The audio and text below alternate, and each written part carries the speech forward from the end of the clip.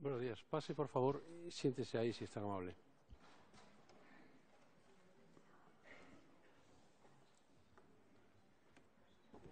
Muy bien. Su nombre y apellido, por favor. Soraya Sáenz de Santa María Antón. La edad, estado civil, profesión. 47 años, casada, abogado y consejero de Estado. ¿Usted conoce a los procesados? Sí.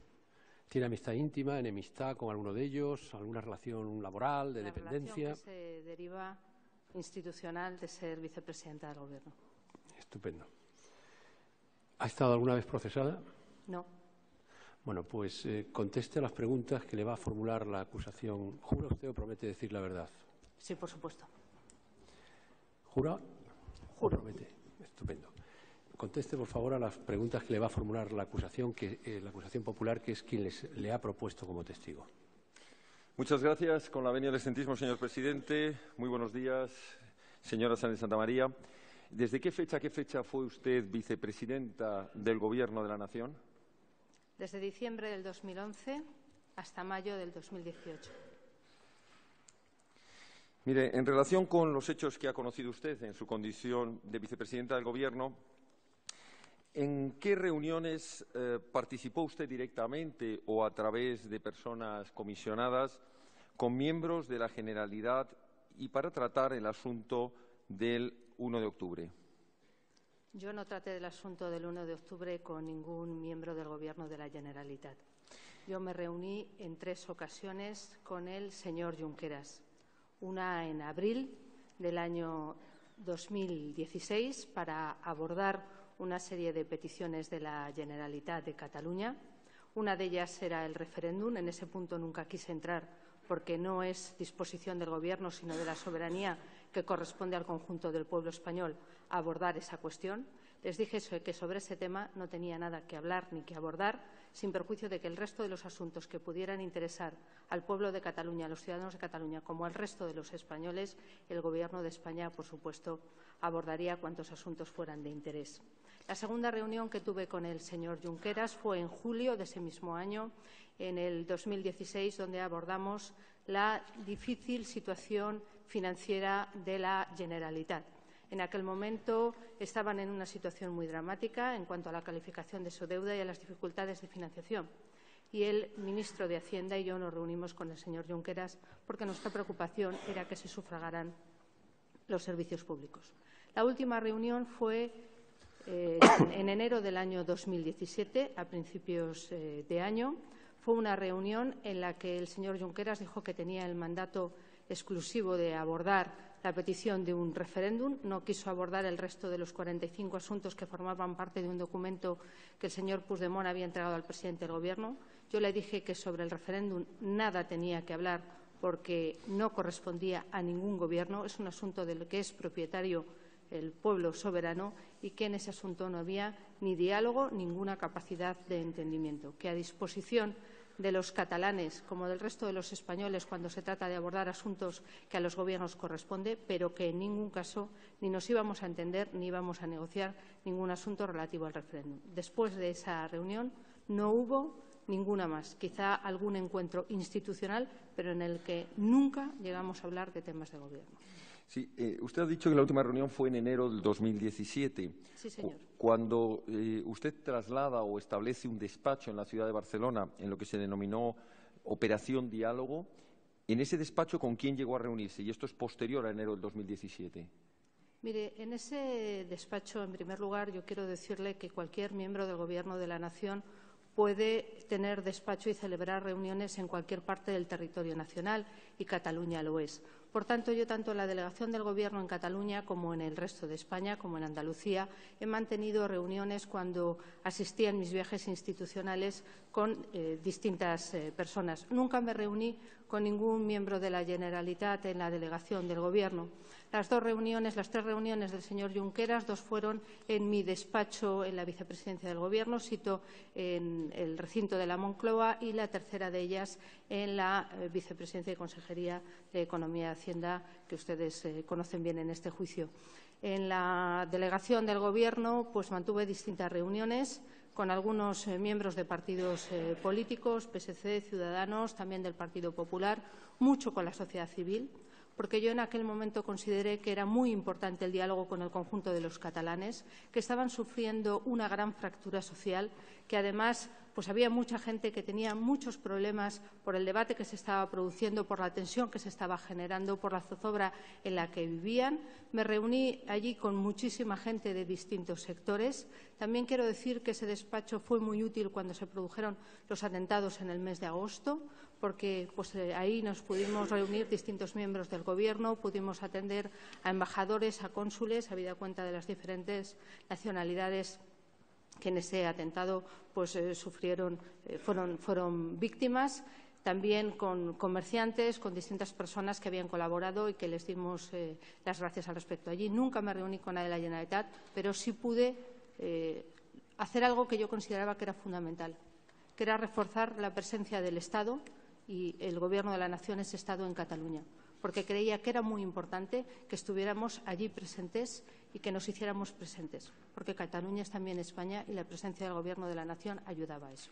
Sí, por la información que tuvo usted en su condición de vicepresidenta del Gobierno, a través de los servicios de información de Policía Nacional, Guardia Civil y CNI, ¿en qué fecha tuvo conocimiento de que se estaba organizando un llamado procés que tenía como objetivo la secesión o independencia de una parte del territorio español? Mire, no hacía falta que lo conociéramos por parte de los servicios, por cuanto ya se encargaban los distintos líderes independentistas de dar publicidad con sus distintas declaraciones a lo que pretendían. De hecho, yo creo que fue como consecuencia de las elecciones en el septiembre de 2015 cuando se encargaron de publicitar lo que buscaban e incluso dijeron que la organizaban con un carácter plebiscitario. Cierto es que eso es una cuestión política porque jurídicamente no caben ese tipo de elecciones, pero vamos, era público y notorio que así lo hacían. Y lo que nosotros además inmediatamente llevábamos a cabo como Gobierno era cualquier acto que en el Parlamento de Cataluña o en cualquier otra institución pudiera ser contrario a la soberanía, a la unidad de España, a la integridad territorial, cuando ya obligación nuestra era defenderlo, o que pudiera ser contrario a la Constitución, pues inmediatamente recurríamos al Tribunal Constitucional. Como ya digo, había notoriedad en cuáles eran sus objetivos, porque así lo hacían saber públicamente y de ello también hacían discurso. Mire, le pregunto esto porque, según los servicios de información, desde el año 2012 ya conocían que se estaban preparando estructuras con este objetivo. Yo no sé si usted tenía este conocimiento cuando entró en su cargo. En concreto, le voy a preguntar en relación a la aplicación del mecanismo constitucional de garantía, el artículo de protección constitucional, el artículo 155. ¿Usted recuerda de qué fecha se aplicó este mecanismo? Bien, sobre la primera de sus apreciaciones, yo tengo que decirle que en las primeras reuniones que se tuvo con la Generalitat de Cataluña a partir del año 2011 en que entramos el Gobierno, realmente esta no era una petición. Después de una reunión que hubo en julio en relación al pacto fiscal, que tampoco fue concedido por parte del Gobierno de la Nación, fue cuando por parte de algunos en la Generalitat se derivó hacia la petición de una consulta de esta naturaleza a la que nunca accedimos. Sobre la aplicación del artículo 155 es público y notorio porque el Gobierno se expresa a través de actos administrativos y tiene usted publicado en el Boletín Oficial del Estado tanto el momento en el que se emitió el requerimiento en el 11 de octubre al presidente de la Generalitat, los plazos que les concedió, la reunión que hubo después del Consejo de Ministros, una vez transcurrido el plazo del 19 de octubre, la discusión en el Senado y el acuerdo de Consejo de Ministros después de la aprobación en el Senado, que fue un viernes en el que se aplicaban las medidas correspondientes a ese artículo. Sí, en concreto, la publicación fue el 27 de octubre, como usted sabe, del 2017, y los efectos terminaron el 2 de junio del 2018. Yo le pregunto si con anterioridad al 1 de octubre tuvo usted conocimiento, petición o informe por parte de Fiscalía, Abogacía del Estado, sobre la necesidad de aplicar o de activar el mecanismo del artículo 155 antes de que se produjera el 1 de octubre. Quería decirle que la aplicación del artículo 155 de la Constitución es una cuestión política y constitucional. Por tanto, no creo que corresponda a la Fiscalía General del Estado hacer ese tipo de petición. Y, por otro lado, la Abogacía del Estado lo que hace es asesorar en derecho al Gobierno. Por tanto, no hacer sugerencias de ese tipo. Nosotros lo que sí hicimos para aplicar el artículo 155 fue tener en cuenta las siguientes premisas. En primer lugar, la defensa de la soberanía y de la unidad nacional. En segundo lugar, garantizar el cumplimiento de la ley. En tercer lugar, hacerlo siempre de la manera más rigurosa, con la mayor prudencia y mayor proporcionalidad en defensa de la convivencia. Y, por último, y esto me parece muy importante, mantener el acuerdo político. Yo creo que en ese asunto, a pesar de que en el Senado podíamos contar con el grupo parlamentario que sostenía al Gobierno con una mayoría suficiente, nos parecía muy oportuno que la buena parte de los partidos políticos estuvieran de acuerdo en la adopción de esa decisión, porque, sin perjuicio de que la pone en marcha el presidente del Gobierno, la tiene que aprobar el Senado de la Nación.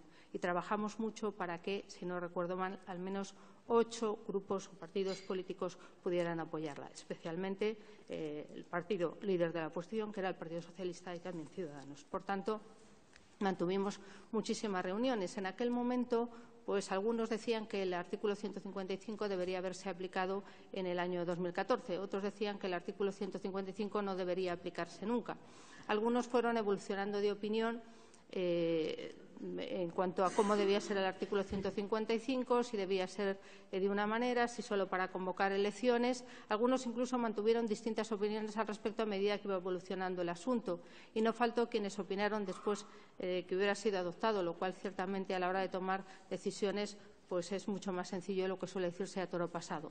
Nosotros lo adoptamos cuando cumplimos esas premisas, sobre todo cuando logramos un acuerdo político en su aplicación. ¿Conoce usted lo que era la Operación Copérnico?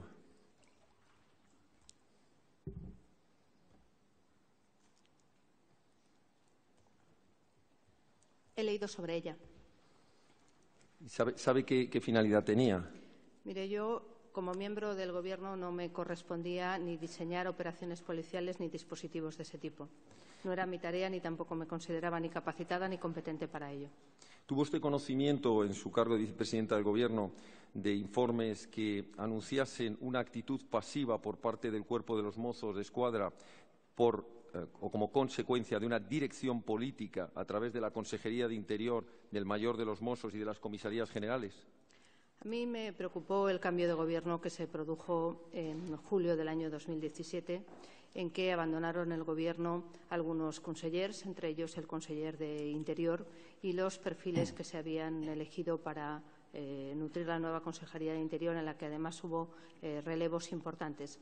Después tuve conocimiento, pero ya digo indirecto, sobre alguna información que se le había suministrado al presidente de la Generalitat en aquel entonces y a alguno de sus miembros sobre la circunstancia de que continuar, y eso yo creo que fueron los Mossos, los servicios de información de los Mossos, que continuar adelante con el UNO pues podía generar algunos asuntos, podía generar violencia, pero eso lo conocimos a posteriori. Pero mire, yo esto se lo pregunto porque el Gobierno estableció, como usted conoce, un dispositivo en el que envió el refuerzo de los cuerpos y fuerzas de seguridad del Estado, especialmente en cuanto a efectivos de Policía Nacional y Guardia Civil, que a la vista de lo ocurrido el 1 de octubre resultaron cuanto menos insuficientes. ¿Por qué? Pues porque los propios informes de la policía han manifestado, y yo le pregunto... No conteste usted la pregunta. O sea, la pregunta, en principio, iba bien orientada hasta que usted ha empezado a contestar. ¿Por qué? No, iba a preguntar, una vez que los medios que se establecieron por parte del Gobierno, el número de efectivos que se enviaron, la pregunta iba en el sentido de, ¿conocían ustedes que no iban a contar con el apoyo de los Mossos de Escuadra para su operativo? Bien, yo he de decirle que como consecuencia de dos instrucciones, una del juez de instrucción número 13 de Barcelona y otra como consecuencia primero de unas actuaciones de investigación por parte de la Fiscalía del Tribunal Superior de Justicia de Cataluña y después del propio Tribunal Superior de Justicia de Cataluña, pues se ordenaron la realización de una serie de actuaciones. Como consecuencia de una instrucción, si no recuerdo mal, de la Fiscalía, no sé si era la 8/2017, se encargaba también a la Policía y a la Guardia Civil que coadyuvara a esas tareas con los Mossos.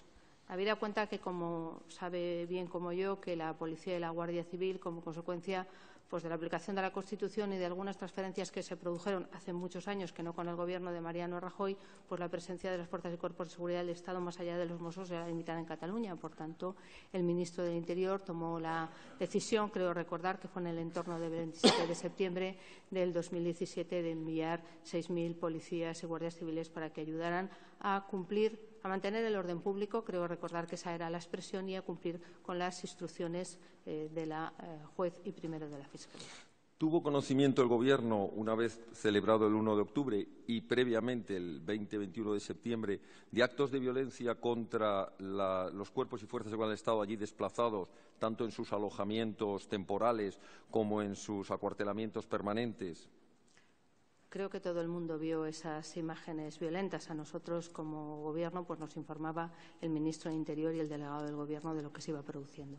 ¿Tomaron ustedes alguna medida con respecto a la situación que se estaba produciendo de acoso y violencia contra actuaciones de diligencias ordenadas por el Poder Judicial, en concreto diferentes registros de investigación? Mire, creo recordar que las actuaciones violentas que se produjeron en la Consejería de Economía y Hacienda fueron en el entorno del 20 de septiembre y la decisión de enviar esos 6.000 policías y guardias civiles se tomó en torno al 21-22 de septiembre. Voy terminando. En concreto, el Gobierno valoró en algún momento la aplicación, aparte del artículo 155, que ya es conocido, la aplicación del mecanismo del artículo 116 establecido para estados de alarma, excepción y sitio. En primer lugar, yo creo que la obligación de todo Gobierno, y al menos así lo hizo el Gobierno de la Nación, es tener conocimiento exhaustivo de lo que es la Constitución española y de las facultades que le otorga. Por tanto, es algo que debe saber, digamos, si me lo permite, si quiere ejercer bien su tarea. He de decirle que nosotros consideramos, y por otro lado era la común opinión, que el mecanismo, cuando una comunidad atenta gravemente al interés general de España, es el previsto en el artículo 155. Nunca se había aplicado en nuestro país, tampoco había mucho escrito al respecto. Se hizo un gran esfuerzo por parte de todos los que podían ayudar a su implementación. Determinó el cese de todo el Gobierno, de toda la Generalitat, como medida añadida para garantizar el mantenimiento del orden público. En la Consejería de Interior se acordó también algunos ceses, el segundo responsable y el jefe de los Mossos, que fueron sustituidos. Por tanto, consideramos que era la medida más acorde en la Constitución, porque además se actuaba respecto a los responsables de esa declaración de independencia y de los hechos que habían llevado a la misma. Como usted debe saber por su condición de letrado, los estados de excepción y estados de sitio pueden comportar la suspensión de derechos fundamentales. Y yo creo que era mucho más oportuno actuar respecto a los que habían incumplido gravemente la Constitución que, de otra manera, perjudicar a los ciudadanos de Cataluña, que también nuestro objetivo era preservar su convivencia. Y una última pregunta. Mire, el mismo día 1 de octubre, donde se produjo ese referéndum ilegal, y le pregunto, a raíz de lo que ocurrió el día 27 de octubre con la declaración de independencia, usted escribió un Twitter en su cuenta en su cuenta particular o personal, donde dice: el referéndum no se ha celebrado. El Gobierno ha desbaratado algo que no tenía ni garantías democráticas. ¿Sigue usted manteniendo esa posición después de los hechos que ha conocido pasado el 1 de octubre? La Junta Electoral Central, el día 4 de octubre del año 2017, dijo que no se había producido ese referéndum. Y creo que es el órgano encargado de la vigilancia en relación a los procesos electorales de nuestro país. No hay más preguntas. Muchas gracias. Muchísimas gracias, señor letrado. ¿El Ministerio Fiscal quiere formular alguna pregunta a la testigo? Sí, con la venia, señor. Señora Sáenz de Santamaría, usted ha reconocido a preguntas de la acción popular o de la acusación popular que tuvo 3 reuniones con el señor Junqueras como vicepresidente de la Generalitat y consejero de Economía. Sí. 2 de ellas en Madrid y una en Barcelona. Sí. La última en Barcelona. Sí. En esas reuniones ha reconocido también que le planteó el tema del referéndum y que usted, lógicamente, se negó a hablar de ese tema. Rotundamente. Porque lo planteaba al margen de la Constitución. Al margen de la Vamos Constitución. a hacer las preguntas y que las responda ella. No hagamos afirmaciones a las que ella se adhiera. Le pregunto, ¿cuál es la razón Por la que me negué a hablar de ese Por la que se negó a asunto. hablar del referéndum. Porque el Gobierno de la Nación no puede disponer sobre la soberanía y sobre la unidad del territorio nacional. Mi diálogo con la Generalitat, como cualquier otra comunidad autónoma, porque he de decirle que yo no solo he tenido reuniones con la Generalitat de Cataluña, he tenido reuniones prácticamente con los presidentes y vicepresidentes de todas las comunidades autónomas, como corresponde al Gobierno de la Nación. Yo nunca puedo vulnerar la ley. Mi obligación es cumplir la ley y, en la medida de lo posible, de mis competencias, hacerla cumplir. Y yo ni con el señor Junqueras ni con nadie puedo hablar de convocar un referéndum de autodeterminación en nuestro país. Porque si eso se quiere hacer, hay que reformar la Constitución. Entonces, el procedimiento es otro y no intentar negociar algo que al Gobierno nunca se prestó. Y creo que ningún gobierno democrático que cumpla la Constitución puede prestarse, que es autorizar un referéndum de autodeterminación. Él exigía en esas conversaciones como condición previa que el referéndum de autodeterminación debía celebrarse.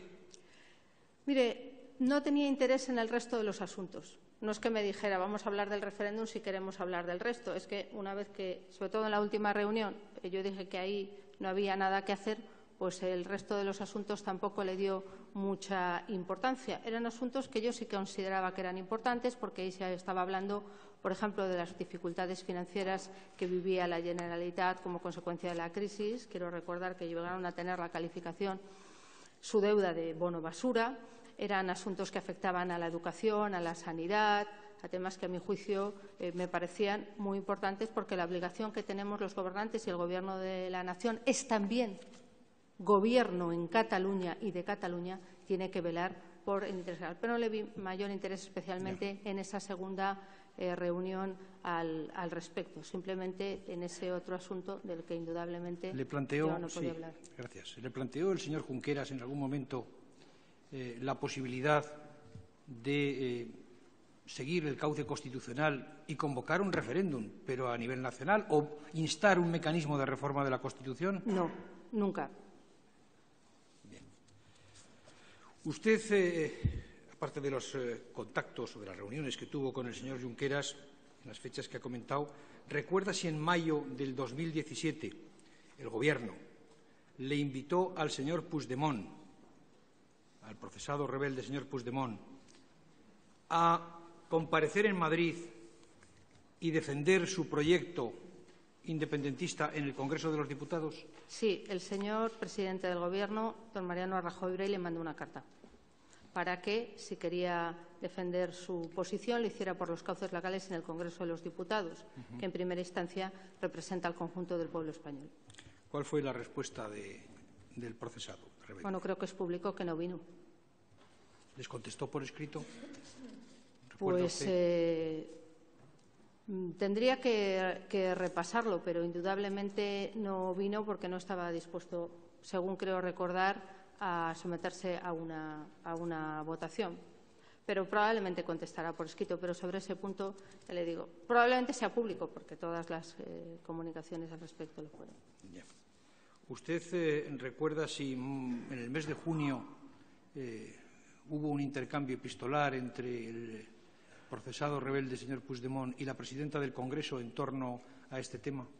Mire, es un tema que yo no conozco de primera mano, entonces sobre ese punto tampoco yo puedo contestar sobre la relación epistolar con otro, pero sí es cierto que en los medios de comunicación apareció alguna cuestión al respecto. ¿No sabe si el señor Puigdemont se dirigió al Parlamento, a la presidenta del Congreso, para que se hiciera una comparecencia, por supuesto sin votación, en la que él explicara el proyecto a los miembros del Congreso de los Diputados? Mire, yo lo que le puedo decir es la relación epistolar con el Gobierno, con otra institución del Estado, pues no puedo contestarle. Tampoco sabe entonces, o no recuerda si la presidenta le contestó recordándole los cauces legales que había que seguir. Hombre, indudablemente cualquier presidente del Congreso sabe que tiene que cumplir con esa obligación constitucional, y lo que sí recuerdo son declaraciones de la presidenta del Congreso en ese sentido, que esa es la casa en la que se representa la soberanía nacional, la soberanía popular, y quien quiera plantear un cambio en la Constitución debe hacerlo allí.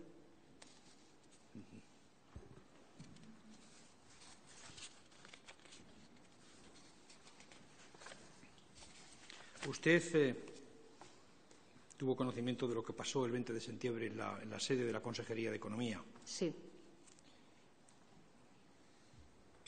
¿Recuerda usted si a partir de ese momento, hasta que se produce el referéndum y después hasta que se declara la independencia por parte del Parlamento de Cataluña, primero por el señor Puigdemont, suspendida, y después por el Parlamento de Cataluña, hubo, durante todo ese periodo de tiempo, un mes, un poco más de un mes, hubo incidentes violentos o choques o enfrentamientos todos los días? Sí, prácticamente nos encontramos en general con imágenes en la opinión pública en que cualquier actuación judicial que se llevaba a cabo, registros en domicilios, en naves, en detenciones, pues se producían aglomeraciones, en algunos casos con imágenes de naturaleza violenta, pero además pues sufrimos mucho políticamente como consecuencia de que muchos alcaldes y muchos concejales, en un clima de acoso masivo, generalizado y sistemático, pues recibían amenazas y coacciones, y yo pues hablé con alguno de ellos para transmitirle también mi apoyo, porque es muy duro vivir lo que estaban viviendo en aquel momento. Había, imagino, una gran preocupación del Gobierno por el desarrollo de los acontecimientos. Sin ningún género de duda. Cada uno en lo que es el Estado tiene que cumplir su obligación, tiene que cumplir con la ley, debe hacerlo de manera tal, pero el Gobierno en las responsabilidades que tenía también. ¿Usted recuerda si justo antes del 1 de octubre hubo alguna conversación con alguien del Gobierno de la Generalitat indicándoles que podían producirse choques, que el referéndum estaba prohibido y que había que ejecutar la orden judicial y cumplir con las leyes? Se lo dijimos abiertamente.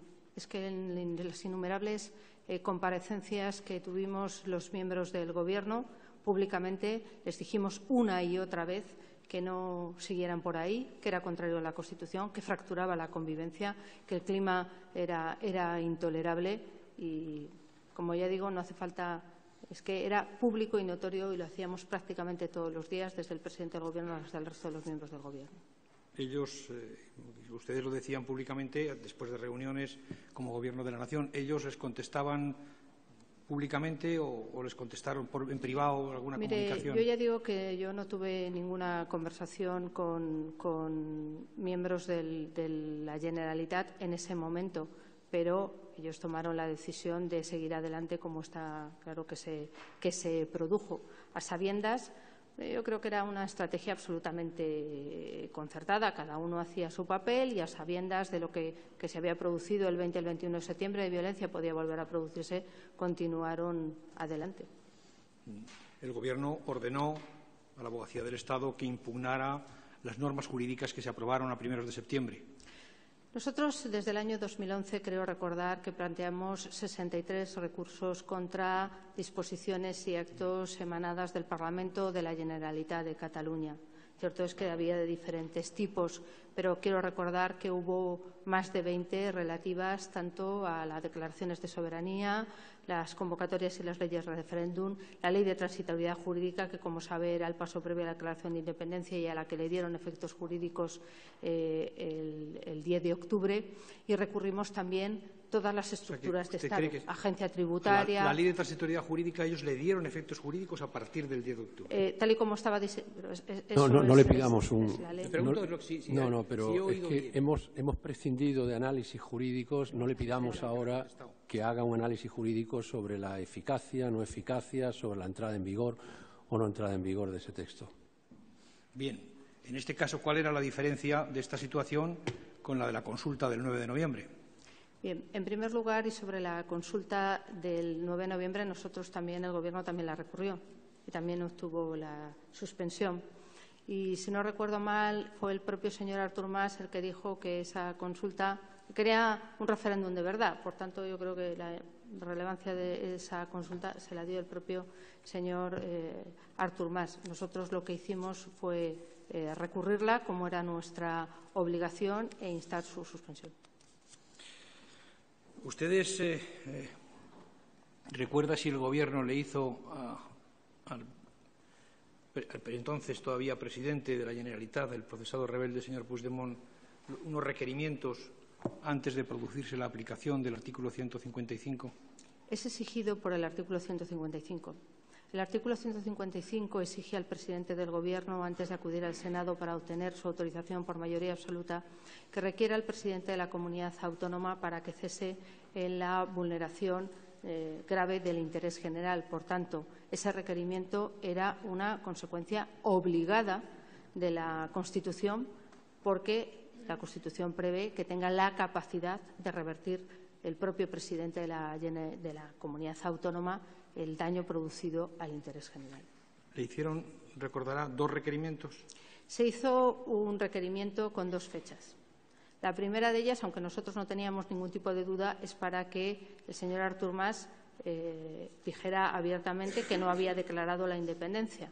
Podía haber dicho que no la había declarado, no lo hizo, y se abría el siguiente plazo, que era, si no contestaba que no la había declarado, si contestaba que sí o no era claro, se le abría un segundo plazo hasta el 19 de octubre para que revocara esa decisión. Una vez constatado que no había revocado esa decisión, por tanto, se cumplía el trámite previsto en el artículo 155 de la Constitución, hubo inmediatamente un Consejo de Ministros y se remitió el acuerdo del Consejo de Ministros al Senado para tener su aprobación por mayoría absoluta. ¿Consideraron ustedes, para tomar esas decisiones, que estaba en riesgo el orden constitucional? Por supuesto, es que es una exigencia del artículo 155 de la Constitución, y ahí había un riesgo grave de intento de derogación de la Constitución en esa comunidad autónoma. Se había declarado unilateralmente la independencia y habíamos además visto los acontecimientos en los días previos de su comportamiento. Por tanto, entendíamos que había una vulneración muy grave del orden constitucional. Es que el artículo 155 es una medida excepcional ante una vulneración grave, muy grave del orden constitucional. ¿Recuerda si in extremis también se le ofreció al entonces presidente de la Generalitat acudir al Senado, bien en comisión, bien en el Pleno? Tenía la capacidad de hacerlo y no lo hizo. Pero se le ofreció esa posibilidad y no vino. Esa posibilidad no es algo que le corresponda ofrecer al Gobierno, corresponde al Senado, a la Cámara, pero indudablemente. ¿Tiene usted constancia de que el Senado hizo esa? Sí.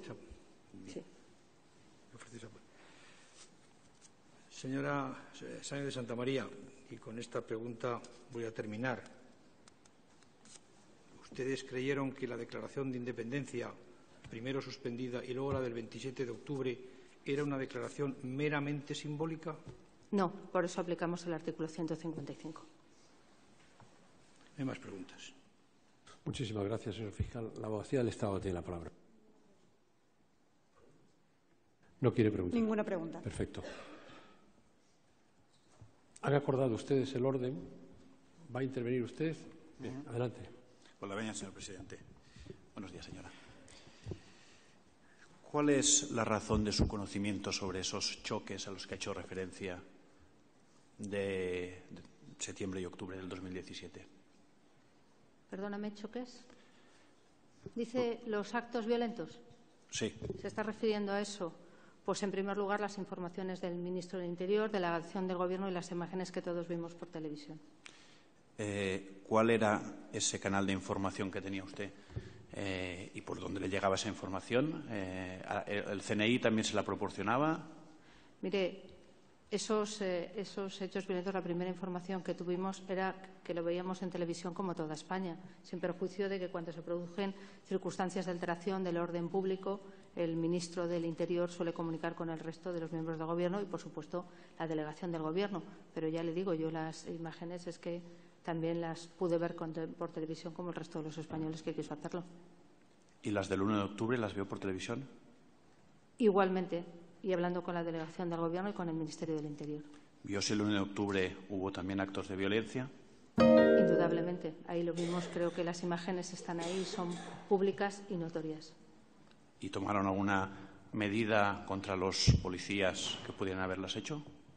Perdóneme, ¿medida? Sí, es decir,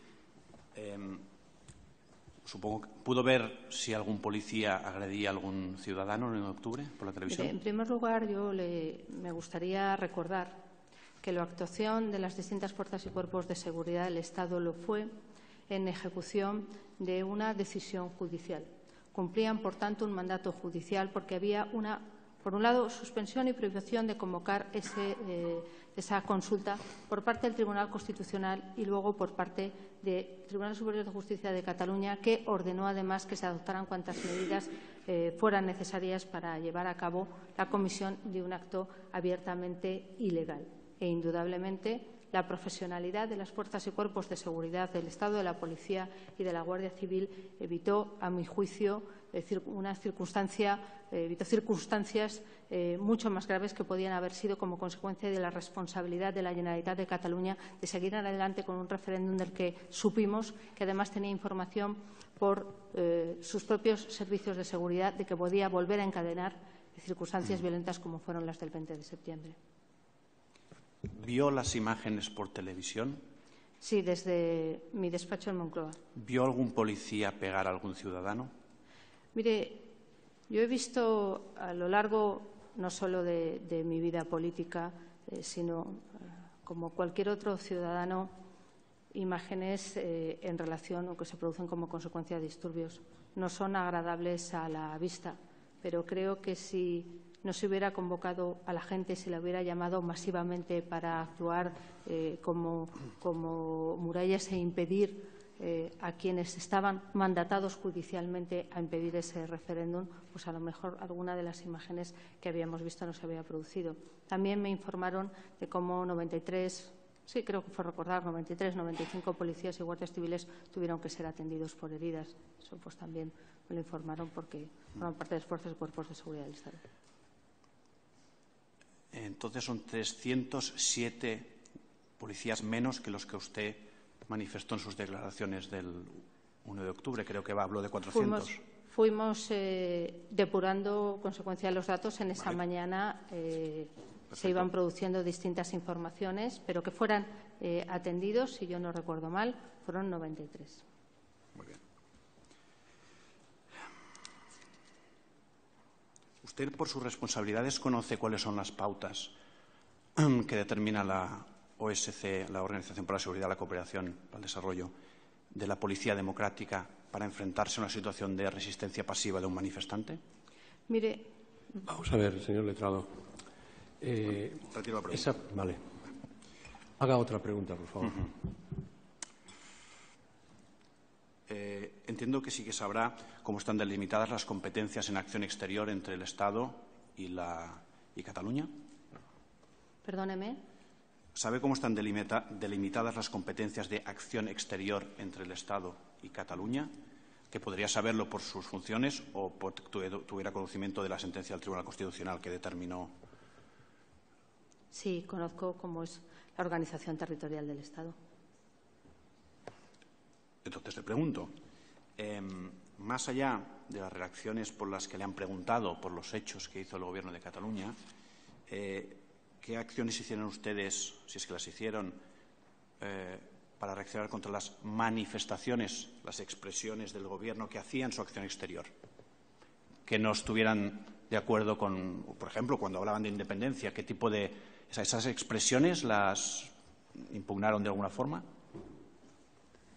Mire, un Gobierno democrático, en primer lugar, respeta la libertad de expresión y la libertad ideológica.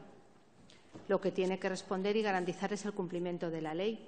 Creo que cualquiera puede tener en este país las opiniones que tenga por conveniente y expresarlas. Lo que no puede es incumplir la ley. Lo que no puede es incumplir las decisiones judiciales. Lo que no puede es generar episodios violentos en los que, además, se conculque el orden constitucional. Esto es una democracia y, por mi experiencia como vicepresidenta del Gobierno, a nadie le hemos tenido que explicar que España es una democracia consolidada desde que en el año 1978 nos dimos una Constitución que es de las más avanzadas en derechos y libertades y en garantías de esos derechos y de esas libertades. De hecho, estamos en la Unión Europea. Muy bien. Entonces, más allá de que sea lógico, como dice el señor fiscal, que no negocien sobre el referéndum, ¿se podía hablar del referéndum y de la independencia de Cataluña? ¿Podían hablar el Gobierno de Cataluña sobre este Mire, hecho? Uno habla de lo que tiene capacidad de disposición. Y sobre la soberanía del conjunto del pueblo español, ni el Gobierno de Mariano Rajoy ni ningún Gobierno de la nación tiene capacidad de disposición, porque corresponde al conjunto del pueblo español, que se dio una Constitución y que decidió que fuéramos el Estado que somos. Y cualquiera que quiera plantear algo que no cabe en la Constitución tiene una vía democrática para hacerlo, que es intentar su reforma. Pero aún no estoy hablando de la expresión, aún no he hablado de reformar nada. Digo si se puede hablar de ello. Lo que le estoy diciendo es que no se puede hablar de aquello que uno no tiene no se capacidad puede de disponer. Vale. No, claro, es que se suele llamar a eso hablar en balde. Si yo hablo de lo que no tengo capacidad de disposición, perdóneme, es que no podré llevar a cabo nada de lo que pueda decir en esa reunión. Por tanto, si los gobiernos tienen que saber lo que pueden y lo que no pueden hacer. Y ningún gobierno puede disponer de la soberanía nacional. Es que no le corresponde. ¿Ha tenido usted oportunidad de hablar en qué fundamento jurídico o en qué idea los colegas del Reino Unido pudieron permitir un referéndum Vamos a ver, para Escocia? no volvemos otra vez a desbordar lo que son los términos de la declaración de la testigo. Preguntarle el fundamento jurídico por el que otro gobierno autoriza carece absolutamente de sentido. Así que, por favor, formule otra pregunta que permita precisamente aprovechar la presencia del testigo para el esclarecimiento del hecho. ¿Tuvo usted algún dato sobre qué haría la policía, Cuerpo Nacional de Policía, Guardia Civil, el 1 de octubre, de forma previa al 1 de octubre? ¿Se lo transmitieron? No, el Gobierno, y en este caso la vicepresidenta del Gobierno, ni decide ni interviene en los operativos policiales. Eso no es nuestra competencia ni tampoco es algo de lo que tengamos experiencia y conocimiento suficiente para hacerlo. Entonces, ya para ahorrarme muchas preguntas, entiendo que no tenía usted ni se le transmitió ninguna operativa, ni plan de actuación, ni plan estratégico, ni análisis de riesgos. Como digo, esa era una cuestión en que las fuerzas y cuerpos de seguridad del Estado actuaban por una decisión judicial y este Gobierno ha respetado siempre la división de poderes y la competencia de cada cual. Como veo que usted conoce que existe un procedimiento en el Juzgado de Instrucción 13 de Barcelona. Sí, es público. Era público. Sí, pero su contenido ¿lo conoce? Más allá de lo que se ha publicado en los medios de comunicación y que sea público, yo no conozco los autos. ¿Ha tenido oportunidad de hablar con el tristemente fallecido magistrado de Instrucción 13? No, nunca. A ver, señor letrado, por favor.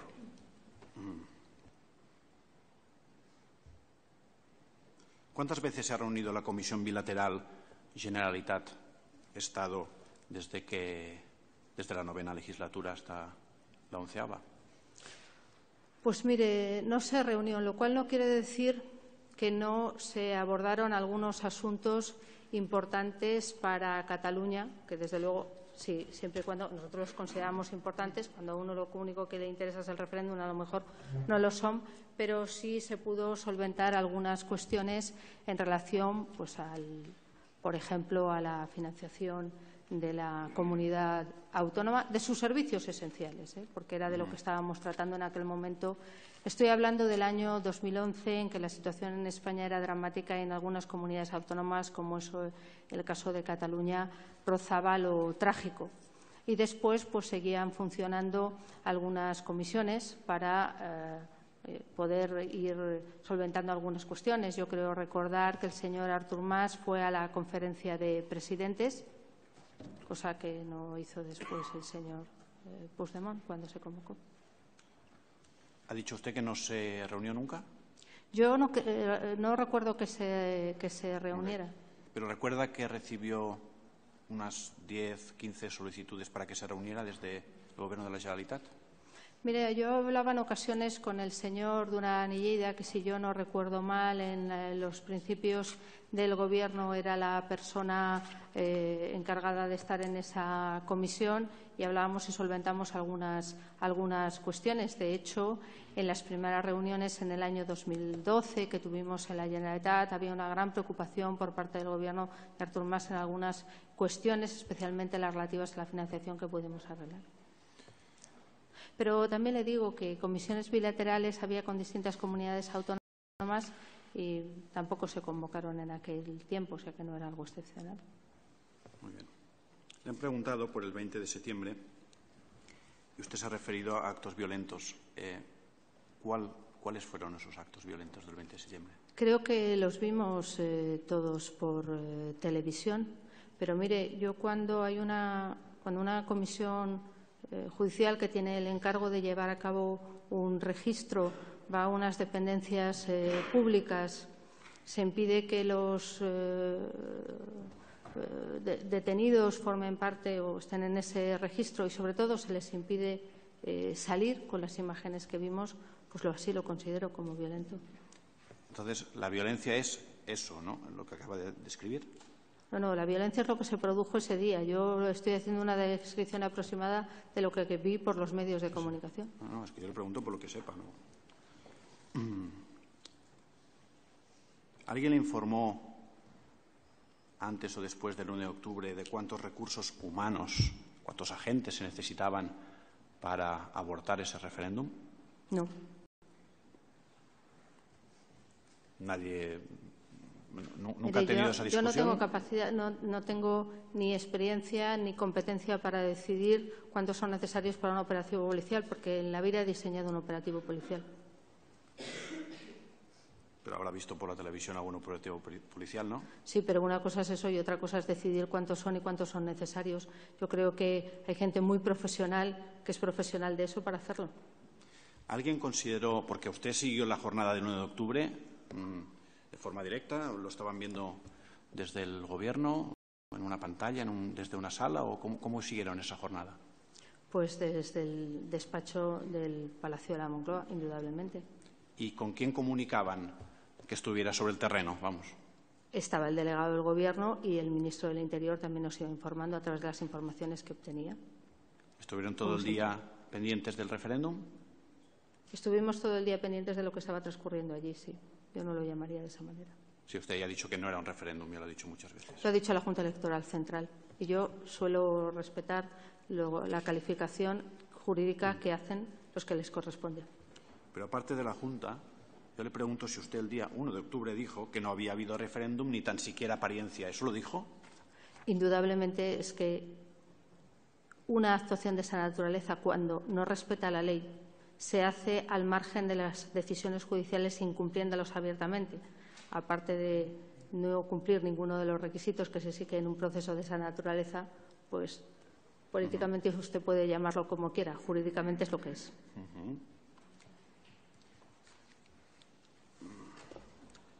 En esa sala, en algún momento se habló de cuestiones de proporcionalidad en el uso de la fuerza por parte de esas personas que les transmitían algún dato o de ustedes mismos.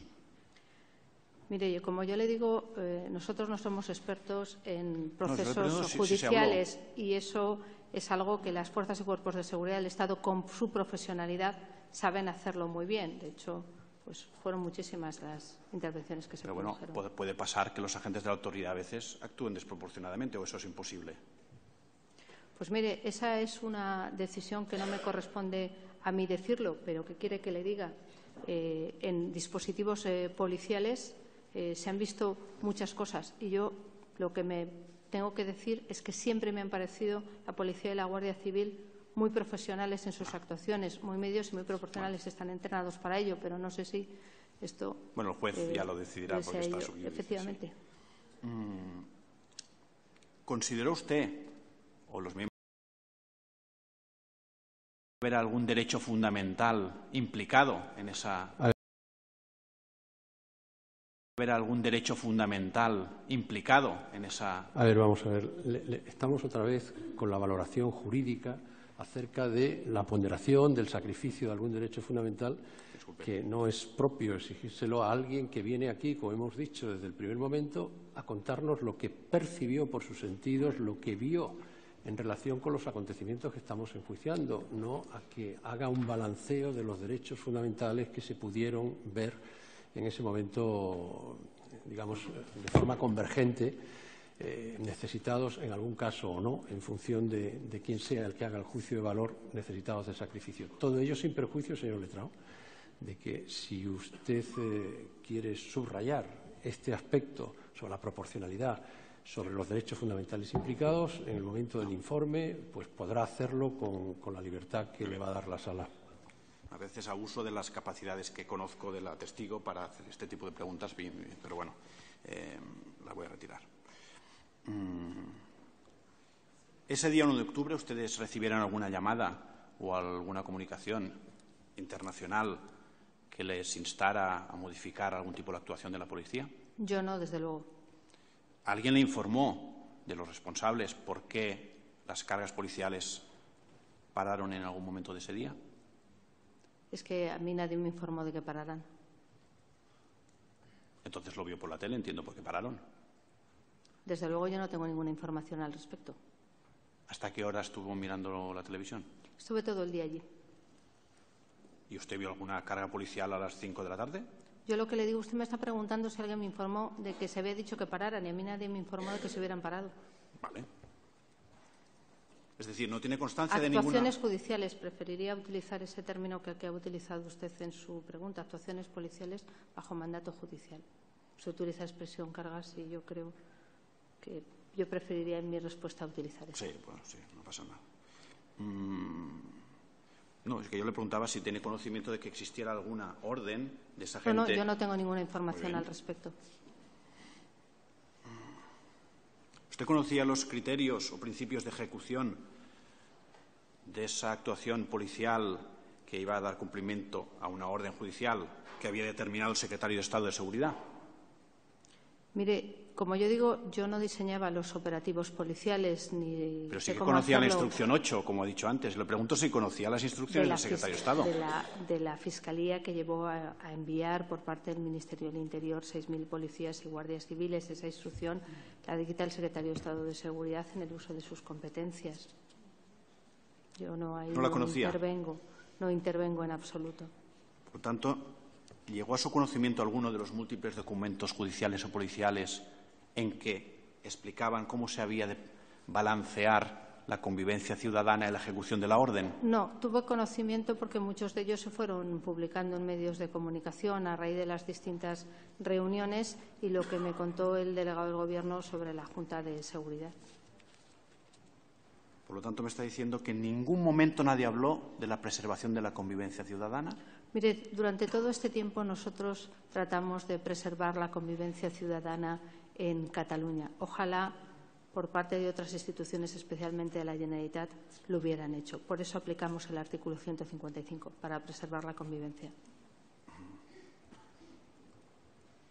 ¿Qué sucedió con una solicitud de reprobación de su actuación que, al parecer, instó el Partido Socialista el día 2 de octubre? No lo sé, tendrá que preguntarle al Partido Socialista.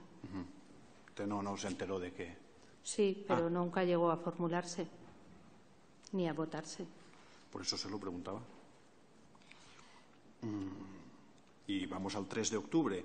Usted hizo unas manifestaciones en la Cumbre de Turismo, donde habló de esos 307 policías más, 400 habló. ¿Qué le daba esos datos?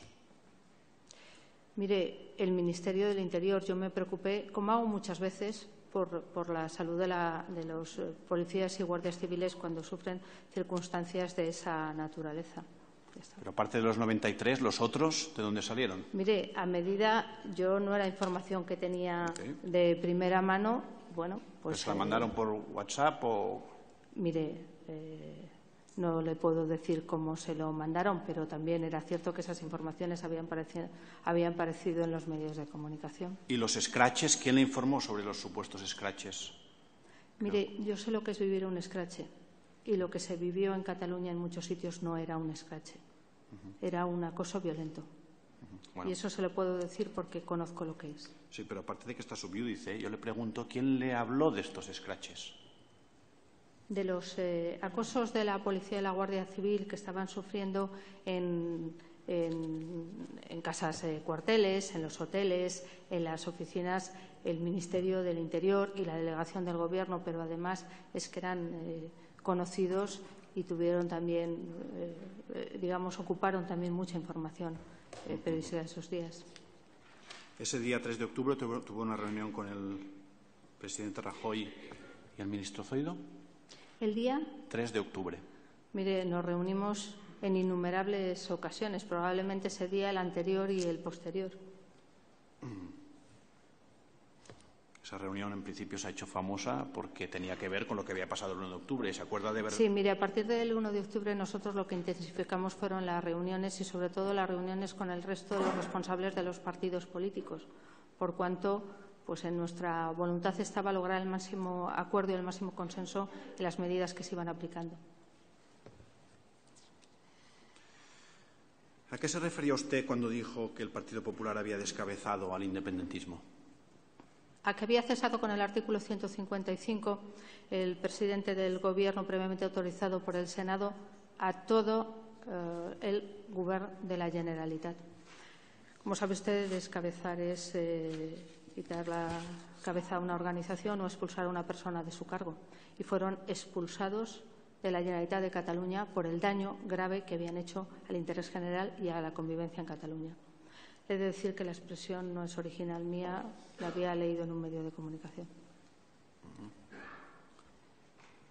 Durante el 1 de octubre estuvo usted en contacto, habló o la llamaron desde la Judicatura o la Fiscalía.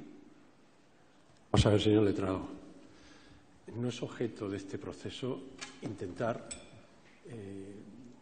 analizar o, si usted quiere, indagar acerca de posibles contactos entre la Judicatura, la Fiscalía, la Vicepresidencia del Gobierno.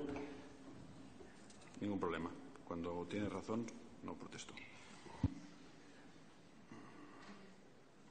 ¿Había alguna partida presupuestaria dedicada a labores de investigación del procés o del referéndum?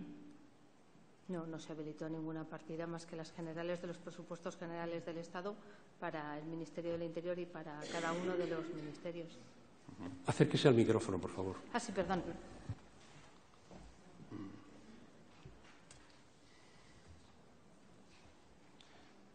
No le preguntaré si, porque doy por supuesto que usted nunca influye en ninguna decisión judicial. Yo le pregunto si llamó usted o alguien de su confianza o de su gabinete al presidente o algún magistrado del Tribunal Constitucional con relación a la impugnación de la investidura del señor Puigdemont. Mire, la investidura del señor Puigdemont la recurrió el Gobierno. Pedimos un informe al Consejo de Estado y el Consejo de Estado pues no nos dio un informe favorable, cual a lo mejor también es de su interés, porque como está hablando de contactos, pues fíjese quien es el supremo órgano consultivo del Gobierno dijo que no había elementos para la impugnación, pero no obstante nosotros lo impugnamos y creo que se hizo lo que se tenía que hacer, cumpliendo con nuestra obligación, y se recurrió ante el Tribunal Constitucional. Creo que nos dio la razón, finalmente, no hace mucho. Por tanto, fíjese usted, si el Consejo de Estado no nos dio la razón, creo que obvia preguntar por el resto de instituciones del Estado, que igual que el Consejo, pues decidirían y tenían que decidir a su leal saber y entender. Nosotros entendimos que sí, el Consejo de Estado, su informe no fue favorable respecto de esa impugnación y aún así nosotros decidimos recurrir. ¿Y la llamada existió? No, yo no he llamado a nadie. Pero ya le digo, fíjese la prueba, que es que el Consejo de Estado tenía otro criterio. Venga, le voy a preguntar la última.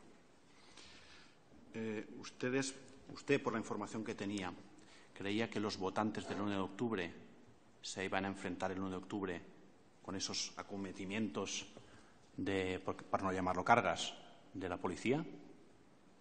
Mire, yo lo único que sé es que se les movilizó para que acudieran con tiempo a los colegios electorales y lo que vi pues fue las murallas humanas que hizo en algunos casos y las agresiones y los lanzamientos de objetos que todos pudimos ver por televisión.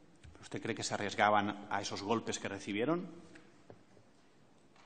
Mire, yo no sé, estoy en la conciencia de todos y cada uno de ellos. Yo le digo lo que vi y vi que estaban impidiendo que se cumpliera con una decisión judicial. Muchísimas gracias. ¿Alguna defensa va a preguntar? Sí, con la venia. Vamos a intentar no repetir, Sí, para darle más agilidad a las declaraciones testificales, no repetir lo que ya ha sido objeto de pregunta. Muy brevemente, señor presidente. Buenos días, señora. Muy buenos días. Mira, la primera cuestión es si sabe usted, si lo sabe directamente por propia percepción o de referencia porque se lo hayan explicado, si en la Consejería de Interior de la Generalitat de Cataluña, como consecuencia de la aplicación del artículo 155, hubo la menor resistencia o reticencia a la toma de control por parte del Gobierno central.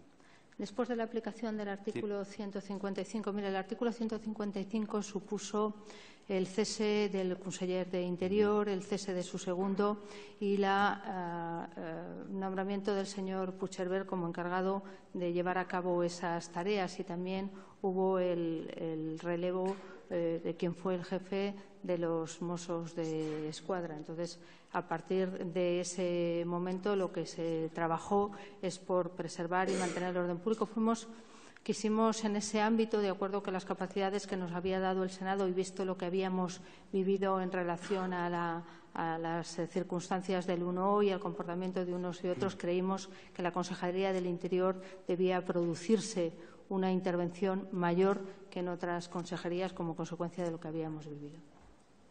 Ya ve, señor presidente, que yo intento que la pregunta sea breve. De la respuesta ya no puedo hacerme garante. La pregunta era, en definitiva, si el señor Puigcerver, que efectivamente es el que tomó el control del máximo estamento político de la Consejería, se halló frente a alguna oposición, resistencia o renuencia por parte de alguno de los cargos de confianza que no fueron cesados o de la estructura funcionarial del departamento, que usted sepa. Que yo sepa, a mí no me transmitió al respecto nada de eso, pero creo que lo han llamado ustedes como testigo, le podrá preguntar. A lo mejor es más breve que yo en las respuestas. Pero mire si era fácil, que a usted no le constaba, perdón. A mí no me transmitieron nada al respecto.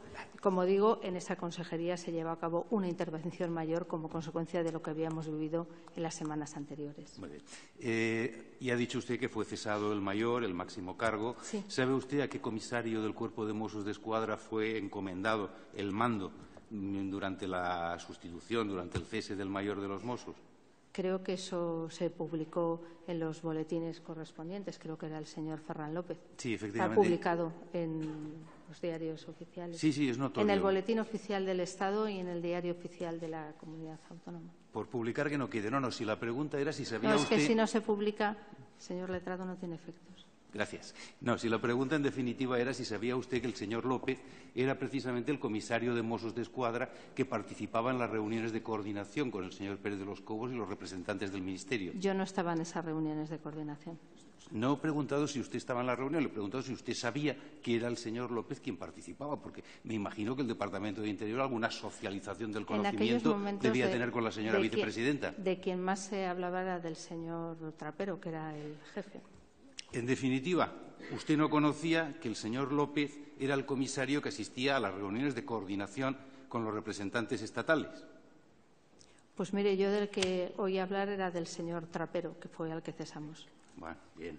Otra cuestión. Usted se ha referido al conocimiento del nivel de violencia que podía ocasionarse con la celebración del referéndum del 1 de octubre, haciendo mención a informes de inteligencia de los propios Mossos de Escuadra. Sí, lo conocimos después, que eso se había producido, y entonces yo pensé que en mi responsabilidad, si tú sabes que eso se va a producir y eres el responsable de la Generalitat, pues yo desde luego lo hubiera tenido muy presente.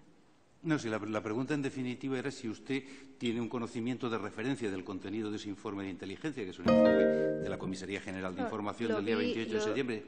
Permítame, señora, no he terminado de formular que le formule la pregunta y a continuación usted aborda la respuesta. Sí, perdóneme, gracias. No, es usted muy amable. La pregunta es si tiene usted conocimiento, percepción directa de dicho documento y de los riesgos que en él se advertían. Lo vi después publicado. Y cuando uno es vicepresidente del Gobierno, uno dice, ¿qué hubiera hecho si yo hubiera tenido ese informe? Pues lo hubiera seguido, porque mi obligación es primero preservar la convivencia. Otros no lo hicieron. O sea, sí lo leyó.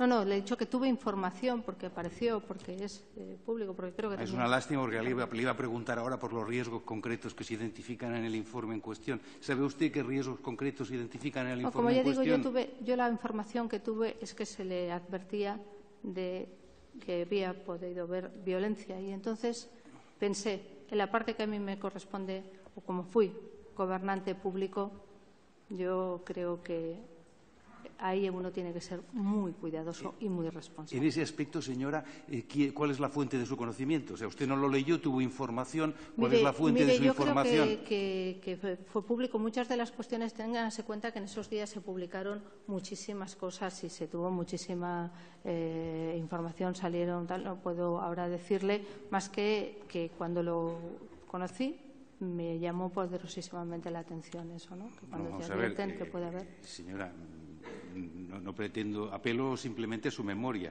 Ese documento de la Comisaría General de Información en ningún caso fue publicado en ningún medio de comunicación con anterioridad al día 1 de octubre. Eso se lo garantizo yo. No, yo no he dicho que lo conociera antes. Lo he dicho que lo conocía a posteriori y que si lo hubiera tenido, si yo hubiera tenido ese elemento, me lo hubiera pensado. Sí, pero antes lo hubiera leído, ¿verdad? ¿Qué? Que antes lo hubiera leído, entiendo. Mire, cuando a uno le dicen que hay riesgo de violencia, creo que luego lo demás pueden ser puntualizaciones, pero la mayor es la mayor. Bien. Ya ha dicho usted a preguntas de alguien que no tuvo conocimiento, percepción directa de las instrucciones del secretario de Estado de Seguridad, del señor Nieto Ballesteros. Que no tuve ninguna influencia en su redacción porque no me No, señora, yo no le pregunto por ninguna influencia en su redacción. Yo le pregunto si tuvo usted conocimiento concreto de las instrucciones del señor secretario de Estado, dirigidas a todos los cuerpos de seguridad y expuestas con posterioridad a la Junta de Seguridad de Cataluña del día 28 de septiembre. Si es solo eso. Ya sé que usted lo hizo todo muy bien después. Sí. ¿Tuvo usted conocimiento de las instrucciones del señor secretario de Estado? No las leí, pero sí que estaba concernido para hacerlo de la mejor manera posible en cumplimiento de una decisión judicial. Es que, como usted entenderá, había instrucciones de la Fiscalía, del Tribunal Superior de Justicia y del Tribunal Superior de Justicia. Se actuaba. Mire, la instrucción número 4 de 29 de septiembre, al día siguiente de la celebración de la Junta de Seguridad, instrucción del secretario de Estado, se la mostraré si usted no lo recuerda. Decía concretamente las directrices que dictaba para todos los cuerpos de seguridad estatales que la intervención debía primar la seguridad de las personas y de los agentes por sobre la eficacia. Usted era conocedora de esta cláusula. Se la voy a mostrar mejor. Si con la venia del tribunal... Vamos a ver que igual si era conocedora de esa cláusula y no hace falta mostrársela. ¿Era conocedora usted de esa cláusula? Me parece que es una cláusula de carácter muy general. Uno tiene siempre que primar... ¿Pero la conocía? ¿La conocía o no la conocía? Si no la conocía, seguimos el criterio de la defensa y lo seguimos. A lo largo de esos días hubo muchísimas actuaciones, como usted comprenderá, y no conozco los detalles de esa instrucción. Sí supe que se iba a dictar una instrucción en cumplimiento de sus capacidades como secretario de Estado de Seguridad para cumplir con lo que se requería en un auto judicial. Pero entiende usted que es una cláusula de trámite, una cláusula de estilo. No. Yo le estoy diciendo que me parece, y yo no soy experta en materia de seguridad, razonable que uno busque en una intervención policial la proporcionalidad. Mire, la misma instrucción del señor Nieto Ballesteros, si usted no lo recuerda, efectivamente se la exhibiremos, en su apartado 4E manifiesta literalmente lo siguiente en sus directivas, ¿no? Ante la convocatoria de grandes concentraciones de personas u otras circunstancias que puedan suponer riesgo para las unidades, se replegarán estas a los puntos seguros, recayendo la intervención en materia de orden público en los Mossos d'Esquadra. ¿Era usted conocedora de que las directivas del secretario de Estado de Seguridad limitaban la intervención de las fuerzas y cuerpos de seguridad en caso de grandes concentraciones? No era conocedora, no tuve constancia hasta ese límite del detalle. Me pareció que eran los más indicados para desarrollar un dispositivo policial y yo es que, ¿qué quiere que le diga? No puedo opinar al respecto. Esta instrucción, señora Sáenz de Santamaría, es del día 29 de septiembre. Claro, entonces la pregunta que yo tengo que hacerle a la vista de lo que usted ha declarado, preguntas del Ministerio Fiscal y de la acusación popular, es cuándo perdió el Gobierno la confianza en la actividad de los Mossos d'Esquadra como policía leal.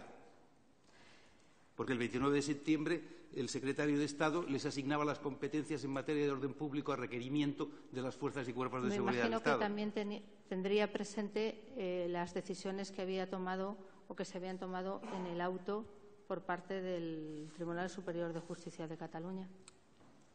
Usted ha manifestado ya a preguntas también en el turno de las acusaciones que era conocedora de la existencia de instrucciones de la Fiscalía Superior de Cataluña.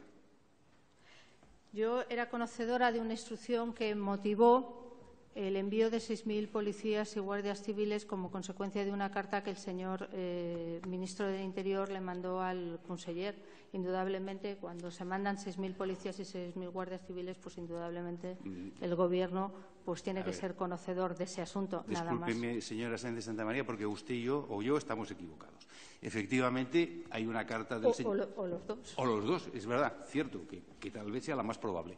Existe una carta del señor ministro del Interior, efectivamente, al señor conseller de la Generalitat, de fecha 22 de septiembre, en la que se le comunica que van a llegar efectivos policiales. Pero que yo sepa, no hay ninguna instrucción de la Fiscalía Superior que diga que tengan que ir efectivos policiales a Cataluña. Si usted me puede precisar. Yo me imagino que sería para cumplir, tal y como a mí me dijeron, hay una instrucción y para cumplir creemos que la mejor manera de cumplirla es esta. La carta del señor ministro, que todavía no tenemos, fue decretado pertinente y se requirió para que se aportara, pero todavía no la tenemos. Pero bueno, en la memoria del señor Ford hacía referencia al artículo 38 de la Ley de Fuerzas y Cuerpos de Seguridad del Estado. Por tanto, hacía referencia a un envío de contingentes de naturaleza gubernativa, ni judicial ni por criterio asignado por Fiscalía alguna. ¿Es usted conocedora de este hecho? Conozco el artículo 38, esa petición de la autoridad regional, que no era el caso, o por decisión propia para el mantenimiento del orden público. Bien, se enviaron, ha dicho usted, 6.000 efectivos. Sí, creo recordar, no puedo decirle el número exacto. No, le digo, se lo digo porque, vamos, que yo sepa, y también me puedo equivocar, no existe ningún documento que cuantifique los contingentes enviados a Cataluña. ¿Cuál es su fuente de conocimiento sobre el hecho de que fueran finalmente 6.000? Pues mire, fue una cifra de la que se hablaba con habitualidad. ¿Esa es su fuente de conocimiento, el que se hablara con habitualidad? El ministro del Interior calculaba en torno a esa cifra. ¿Sabe usted cuántos centros de votación estaban previstos para el día 1 de octubre de 2017? Pues, mire, creo recordar que se hablaba incluso porque algunos no abrieron, primero que se eran públicos, los privados, luego a los alcaldes se les acosaba para que los abrieran y tal. Pueden ser más de 2.000. 2.239, exactamente. Entonces, claro, la pregunta es la siguiente. Si ustedes no confiaban en los Mossos d'Esquadra, ¿qué iban a hacer esos pobres 6.000 agentes con 2.239 centros?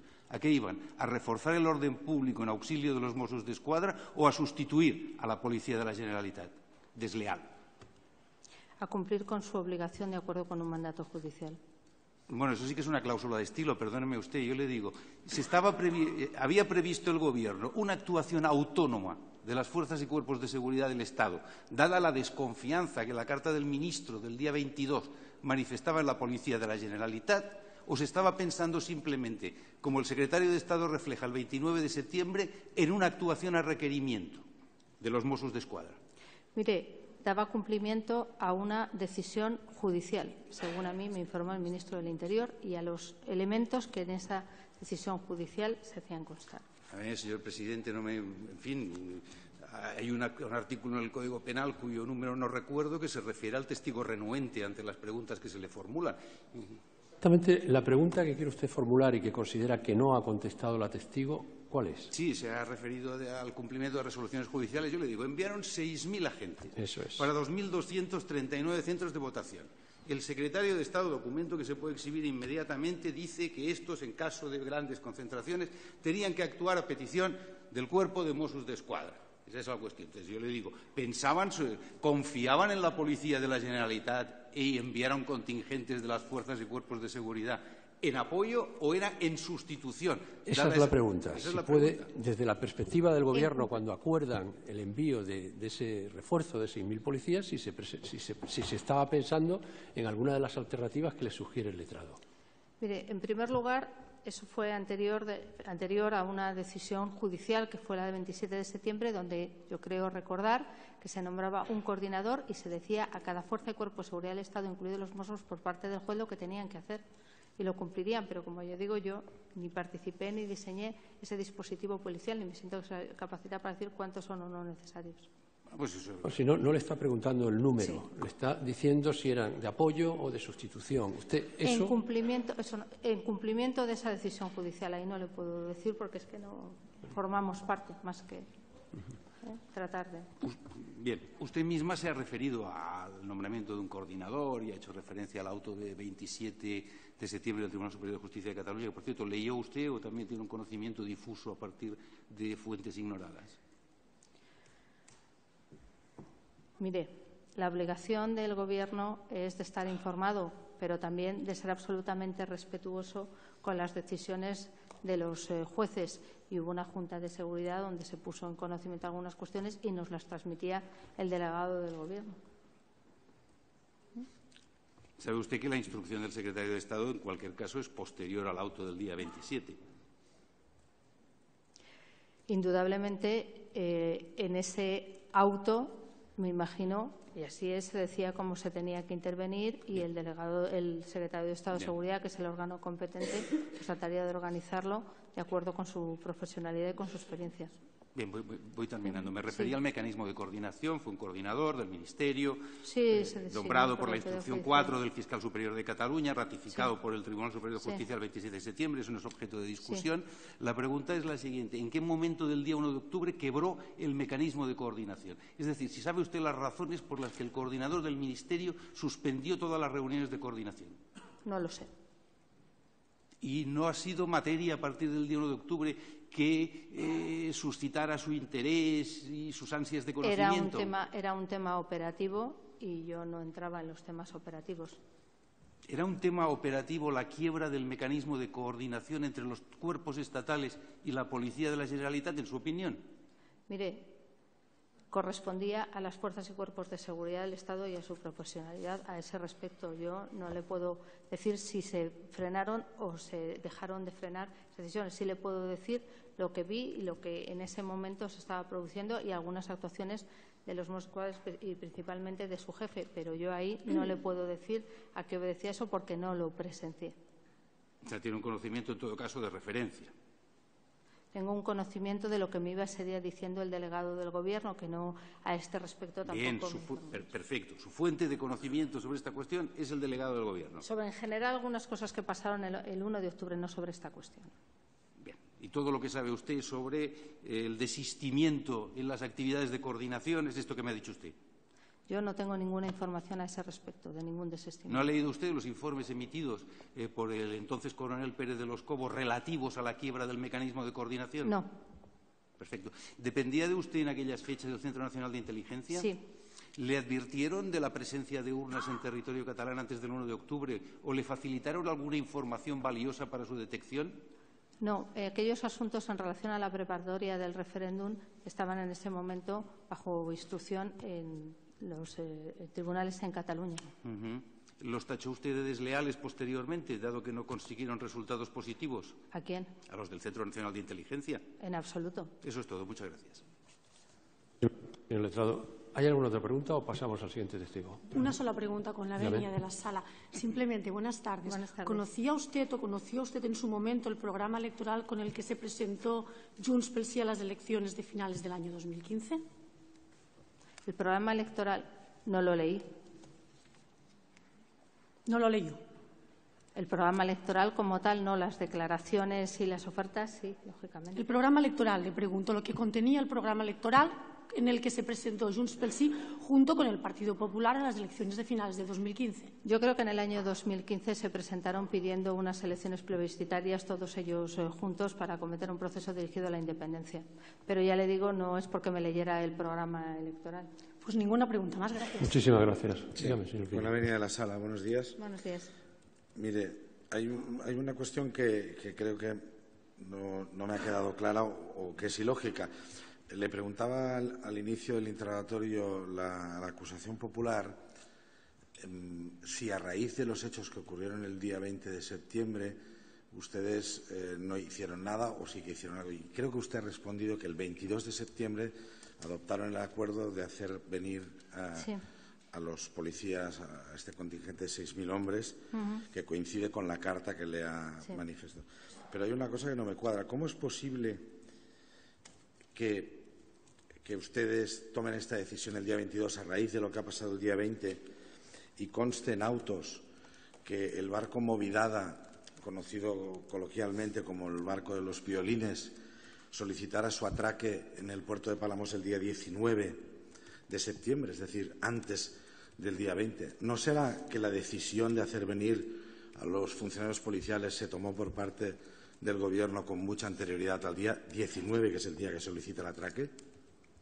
Yo creo que desde el Ministerio del Interior lo único que lo que uno hace y tiene que tener presente son los distintos escenarios para poder llevar a cabo determinadas actuaciones que son necesarias y poderlo hacerlo inmediatamente. Y me imagino que a eso obedecería. Mire, es que ¿sabe lo que pasa? Que esto es un juicio, esto no es un debate político.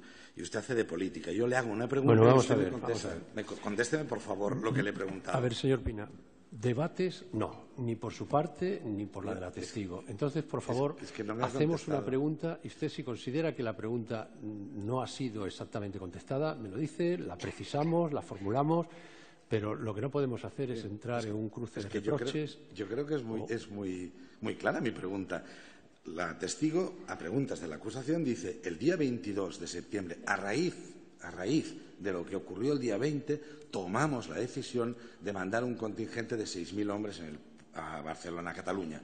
Yo le digo, pero amparado en el sentido común, en la lógica, ¿cómo puede ser eso posible si la solicitud de atraque del barco que tenía que alojar a esas personas se hace, y constan las actuaciones aportado por mí, el 19 de septiembre? Y le hago la pregunta, por si la testigo quiere rectificar su anterior respuesta. ¿No sería que el Gobierno adoptó la decisión de hacer traer al contingente con anterioridad al día 19 de septiembre, pero amparado simplemente en la prológica? La clave es el momento de la toma de decisión, si toma como referencia el 19 o es anterior. Bien, como yo decía en mi intervención, cuando se produjo el cambio en la Consejería de Interior del señor Jané por el señor Ford, hubo una preocupación de cuál va a ser la actuación de la Generalitat y especialmente de esa consejería y las instrucciones que se iban a dar a los Mossos. A partir de ahí, pues cuando uno está en el Gobierno tiene que prever todos los escenarios y, desde luego, el Ministerio del Interior tenía que tenerlos previstos y así lo hizo. Indudablemente, cuando se produce esa carta en el 22 de septiembre, además se puede reafirmarse en esa decisión por cuanto ya habíamos vivido y habíamos visto lo que pasó el 20 y el 21. He de entender, por tanto, que previamente al 19 ustedes habían tomado esa decisión. ¿Sí o no? Es que no. Si no lo saben, no. Nosotros, en este caso el Ministerio del Interior y un Gobierno, lo que tiene que tener es capacidad de anticiparse a lo que pueda pasar, porque, como usted entenderá, alojar 6.000 agentes no es nada sencillo. Y, desde luego, el mes de julio, cuando en ese Gobierno salen quienes estaban dispuestos a cumplir la ley y son nombrados personas que hacen las declaraciones que hacen, pues uno tiene que empezar a pensar que tiene que tomar a lo mejor o que tiene que tomar determinadas decisiones para lograr que ahí se mantenga el orden público. Y como me cuesta mucho a mí, deduzco de su respuesta que tomaron la decisión, que es lo que le estoy preguntando, con anterioridad al 19 de septiembre. Da la impresión de que lo ha dicho, señor letrado. Sí, bien. Ha dicho que se anticiparon a lo que podía. ¿Y sabe usted la fecha en la que se anticiparon? No. No la sabe. Oiga, mire. El 9 de noviembre del 2014 hubo un referéndum en Cataluña. ¿Por qué no adoptaron la medida de hacer venir también un contingente policial para aquellas fechas y aquel acto? Con independencia de la calificación jurídica que le queramos dar, es decir, será una consulta, un referéndum, legal, ilegal, que tenía connotaciones jurídicas, no las tenía, pero el acto formal, el acto, era similar o parecido o idéntico al del 1 de octubre del 2017. Unos ciudadanos, papeleta en mano, depositando en una urna de cartón, de metroacrilato, de lo que sea. Le pregunto por qué, si es que hay alguna razón, en aquel momento no decidieron que vinieran policías a Cataluña. Nosotros, 9 de noviembre, perdón. El 9 de noviembre recurrimos esa convocatoria, se acordó su suspensión, determinó o dio lugar a las consecuencias jurídicas que todos conocemos. El propio señor Artur Mas no lo consideraba. Acérquese el micrófono, por favor, que cuesta oírle. Pero además, una cuestión que me parece relevante es que hubo distintas denuncias ante distintos tribunales y ninguno acordó la intervención. Y yo quiero recordar también que las fuerzas y cuerpos de seguridad del Estado, en este caso Policía y Guardia Civil, actuaron pues cumpliendo también las decisiones judiciales que en esos días y en esos momentos se fueron acordando. Bien, y le consta que desde la Fiscalía se hicieron informes para ese día 9 de noviembre diciendo que... A mí no me consta. Yo no conozco informes de la Fiscalía. Oiga, ¿usted ha tenido conocimiento en algún momento desde el día 1 de octubre que en Cataluña el día 1 de octubre resultaron lesionadas, además de aquellos 94 policías que usted decía, cerca de 1.200 personas? Yo supe que había 2 o 4 personas ingresadas y una de un infarto. ¿Y no ha sabido usted, no ha tenido conocimiento durante todo este tiempo de que han habido más de 1.100 personas lesionadas? Creo que eran atendidas. Bueno, serán atendidas o no serán atendidas. Serán lesionadas. Digo, si las han atendido es porque a mí, desde luego, la Generalitat no me dio esos datos, no me dio ninguno. Bien. De los 94 policías que usted ha citado, ¿le consta si fueron todos ingresados, fueron atendidos o fueron lesionados? Pues mire, a mí lo que me informaron es que habían sufrido lesiones y ataques de distinto tipo. Oiga, mire, me ha quedado muy claro que la televisión que usted, porque lo ha repetido varias veces, no tiene nada que ver con la que veo yo, probablemente. A ver, señor Letrado, es absolutamente innecesario para formular la pregunta. Tiene razón. Venga. Disculpe por la maldad. Venga, adelante, tiene adelante. totalmente razón. No está mal. Usted de verdad no ha visto, lo digo porque yo he aportado 8 horas en este procedimiento, ¿usted no ha visto cargas policiales, policías con la defensa reglamentaria en la mano, golpeando no en las partes, en las extremidades inferiores del cuerpo, sino en las partes superiores, en la cabeza, en la cara, a ciudadanos, otros funcionarios policiales blandiendo armas, disparando balas de goma contra las personas que querían votar? ¿Usted no ha visto ninguna imagen de esta, seguro? Mire, como yo le dije en una intervención hace un momento, en cualquier intervención judicial, se producen, para mantener el orden público, imágenes que a ninguno nos gustaría ver. Yo creo que la Policía y la Guardia Civil son profesionales, actúan con prudencia, hubo muchas intervenciones y trataron de hacerlo de la mejor manera posible y con la máxima profesionalidad. Pero si me permite la expresión, que lleva a cabo una actuación de esa naturaleza, como es el caso de algunos de los que están acusados, y coloca a la gente en esa situación y lo mueve para eso, a lo mejor es quien tiene que pensar por qué se ha producido esa intervención política. Bien, pero eso es una opinión suya, pero yo no le estaba preguntando esto. Me le he preguntado otra cosa. Pero bueno, me estaba preguntando una opinión, porque no pues son unos hechos que yo he presenciado. No. A ver, evitemos el debate, por favor, señor Pina. Haga una pregunta. Sí, es que le he preguntado si solo me tiene que decir sí o no. ¿Usted no ha visto durante todo este periodo ninguna imagen, por ejemplo? Aunque lo lógico y normal es que un testigo no vea lo que pasa en este juicio. Pero usted no vio la semana pasada un vídeo que proyectamos aquí, que lo pedí yo, de un policía que se lanzaba en una escalera golpeando. Señor Letrado, ha dicho que sí lo ha visto. Lo que pasa es que le da una valoración distinta a la que usted le da.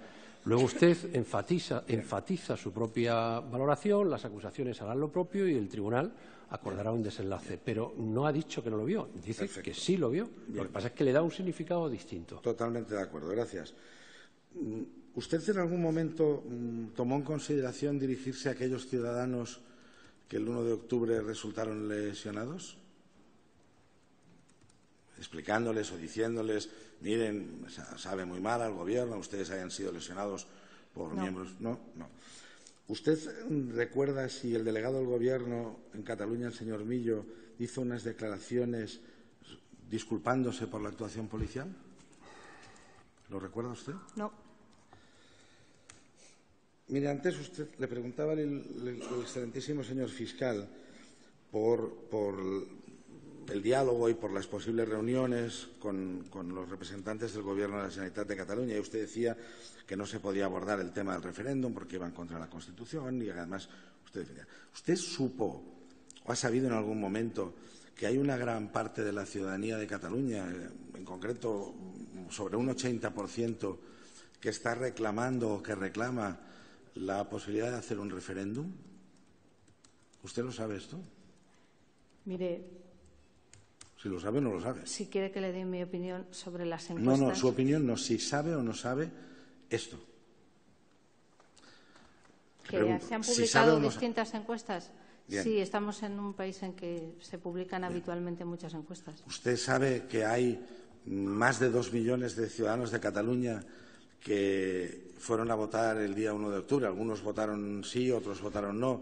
Eso es lo que dice usted, pero la Junta Electoral Central, que es a quien yo me tengo que remitir por cuanto es el órgano superior encargado de decir y de velar por los procesos electorales, no dice eso. Bien, ¿usted sabe que millones de ciudadanos catalanes cada año por el 11 de septiembre se manifiestan? Vamos a ver, señor letrado. Esas preguntas desbordan absolutamente lo que es. No, usted está reprochando por qué una determinada actuación política no ha tenido en cuenta unas determinadas estadísticas. Y eso no es objeto de este proceso. Ahora ya no le estoy hablando de estadísticas. Le estoy hablando de imágenes que todos hemos visto. No sé si no, aquí en España no se han visto, pero... De las imágenes ya ha preguntado, ya ha respondido. No. Ahora estamos hablando, pero hasta donde yo le he oído, y le he oído todas sus preguntas, lo que usted le ha preguntado es si ella es consciente de que hay 2 millones largos de personas que claman por un referéndum. Entonces, ha contestado hablando de la existencia de otro tipo de encuestas relacionadas con, en fin, lo que es la opinión en Cataluña acerca de la conveniencia o no de un referéndum. Sí, pero a partir de ahí... es que le quiero hacer una siguiente pregunta para formularle la última. Y la siguiente pregunta es, más allá de las encuestas, que no le da valor, o más allá de que hayan ido ciudadanos a votar, que tampoco le da valor, le pregunto si ha visto en los últimos años manifestaciones muy masivas en Cataluña de ciudadanos de Cataluña que piden la independencia de Cataluña. Le pregunto si lo ha visto. Y a partir de aquí, si me dice si lo ha visto o no lo ha visto, si me dice que no lo ha visto, acabo aquí. Si me dice que lo ha visto, la siguiente pregunta es si eso al Gobierno del Partido Popular Mire, volvemos a lo mismo. Usted está haciendo un reproche sobre los términos políticos del debate tal y como usted lo quiere conducir. Estamos en un proceso penal. Usted antes ha reprochado a la testigo, probablemente con razón, que esto es un proceso penal. Pues eso mismo le tengo yo que decir ahora. Esto es un proceso penal. Estamos enjuiciando unos hechos. Estamos pidiendo percepciones sensoriales sobre los hechos. Si le pido por No, señor. Ya sé que le está pidiendo si vio o no vio en la tele una manifestación. Pero esto no tiene ningún sentido y lo más llamativo es que usted lo sabe perfectamente. Usted sabe perfectamente que su pregunta en el enunciado es manifiestamente improcedente desde la perspectiva de lo que es el objeto del proceso. Dejo la pregunta y le hago la siguiente, a ver si tenemos más fortuna. No es un problema de fortuna, señor Pina, y usted sabe también que un interrogatorio no se resuelve en función de la fortuna, se resuelve en función de la pertinencia de las preguntas. Y si usted estuviera aquí, me estaría diciendo a mí exactamente lo mismo que yo le estoy diciendo a usted. Pero quería llegar a esta pregunta que le voy a hacer ahora, y es si el Gobierno de la que la señora testigo formaba parte como vicepresidenta no tuvo en consideración ese clamor que cientos de miles de ciudadanos en Cataluña demandaban de que pudiera hacerse un referéndum que llevara a la autodeterminación de Cataluña. Si no lo valoran ustedes nunca. La primera obligación de todo Gobierno es cumplir y hacer cumplir las leyes y respetar la Constitución. Eso es lo que valoramos siempre. ¿Y no valoraron que se podía modificar la Constitución ante la demanda de una parte importante de los ciudadanos del país? Lo que creo que no valoraron, quienes no valoraron que tenían que ir por una modificación de la Constitución, creo que están sentados en el banquillo.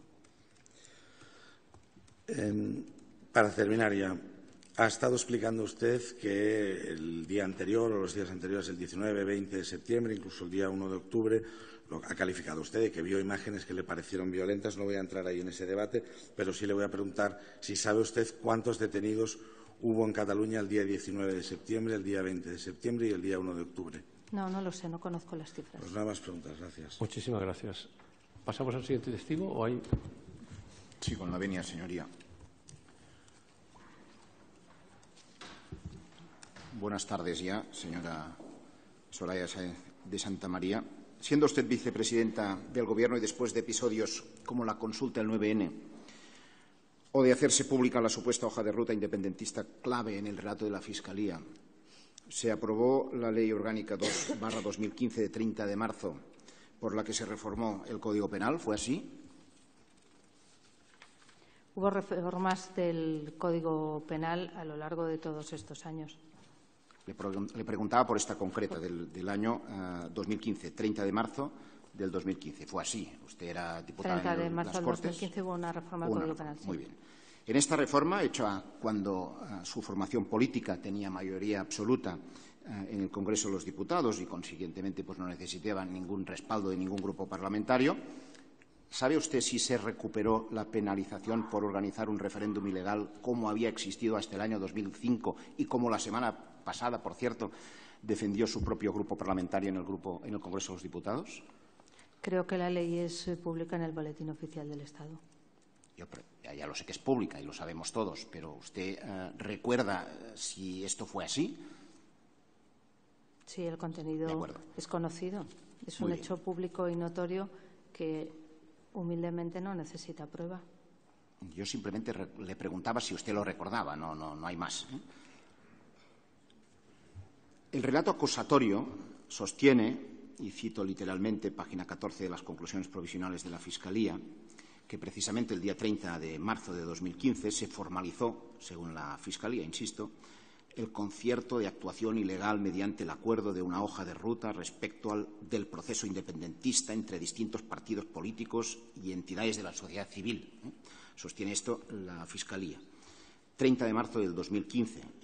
¿Tuvo usted conocimiento de esta concertación de actuación ilegal? A lo largo de ese tiempo lo que veíamos es como el Parlamento, y lo digo porque tuvimos que recurrir sus decisiones, por tanto mi conocimiento forma parte de esas resoluciones que se iban aprobando en el Parlamento de Cataluña, primero en relación al reconocimiento, a la autoatribución de soberanía, después las distintas resoluciones en las que se convocaba el referéndum, después la ley reguladora del referéndum, después la ley de transitoriedad jurídica, estas que fueron aprobadas en las jornadas del 6 y el 7 de septiembre en el Parlamento de Cataluña, y todo ello pues iba siguiendo una pauta que nosotros íbamos recurriendo inmediatamente ante el Tribunal Constitucional.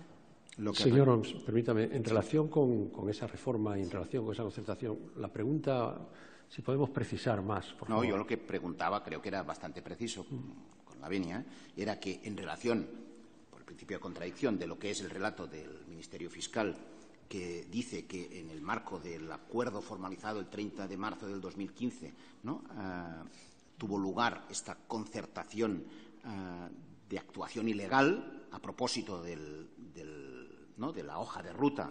¿Sabe lo que? El problema fundamental es que si toma usted como referencia para la pregunta, que la pregunta puede ser perfectamente formulable, pero si toma como referencia el escrito de acusación del fiscal, le está pidiendo usted que se pronuncie sobre la viabilidad, sobre el respaldo, sobre si le consta, no le consta. No, yo le preguntaba si tuvo conocimiento de esta hoja de ruta, y luego le iba a preguntar, no me ha contestado, pero vamos, me ha contestado con lo que ha creído pertinente. Yo simplemente preguntaba si tuvo conocimiento de esta hoja de ruta, que fue pública y notoria, ¿de acuerdo?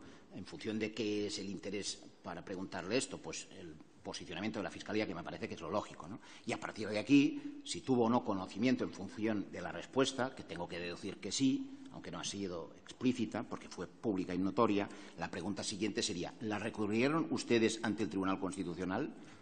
Esa es la pregunta, si la hoja de ruta estaba recurrida. Todas y cada una de las decisiones que se adoptó por parte de la Generalitat de Cataluña o del Parlamento de Cataluña que tenían efectos jurídicos fueron recurridas ante el Tribunal Constitucional. Con la venia, señor, si es posible, si me permite la presidencia. Dígame. Una acotación. La hoja de ruta es un documento, no es un acto administrativo ni es un acto político. Perfecto. Está induciendo a una respuesta. Perfecto. El Tribunal valora la naturaleza de la hoja de ruta, valora la pregunta y valora la respuesta. Gracias, señor fiscal. Venga, otra pregunta. Efectivamente, es un acto político. ¿Lo pusieron ustedes en conocimiento de la Fiscalía para que actuara si fuera el caso? Porque en la medida que se considera una concertación de actuación ilegal, quizás hubiera sido razonable hacerlo. Yo lo pregunto simplemente para saber si eso se hizo. Usted sabe que el artículo, creo que es el 8 del Estatuto Orgánico del Ministerio Fiscal, autoriza al Gobierno a hacer este tipo de instrucciones a la Fiscalía, pero no... Es que no la escucho bien, disculpe. Si no... Perdóneme. Sí.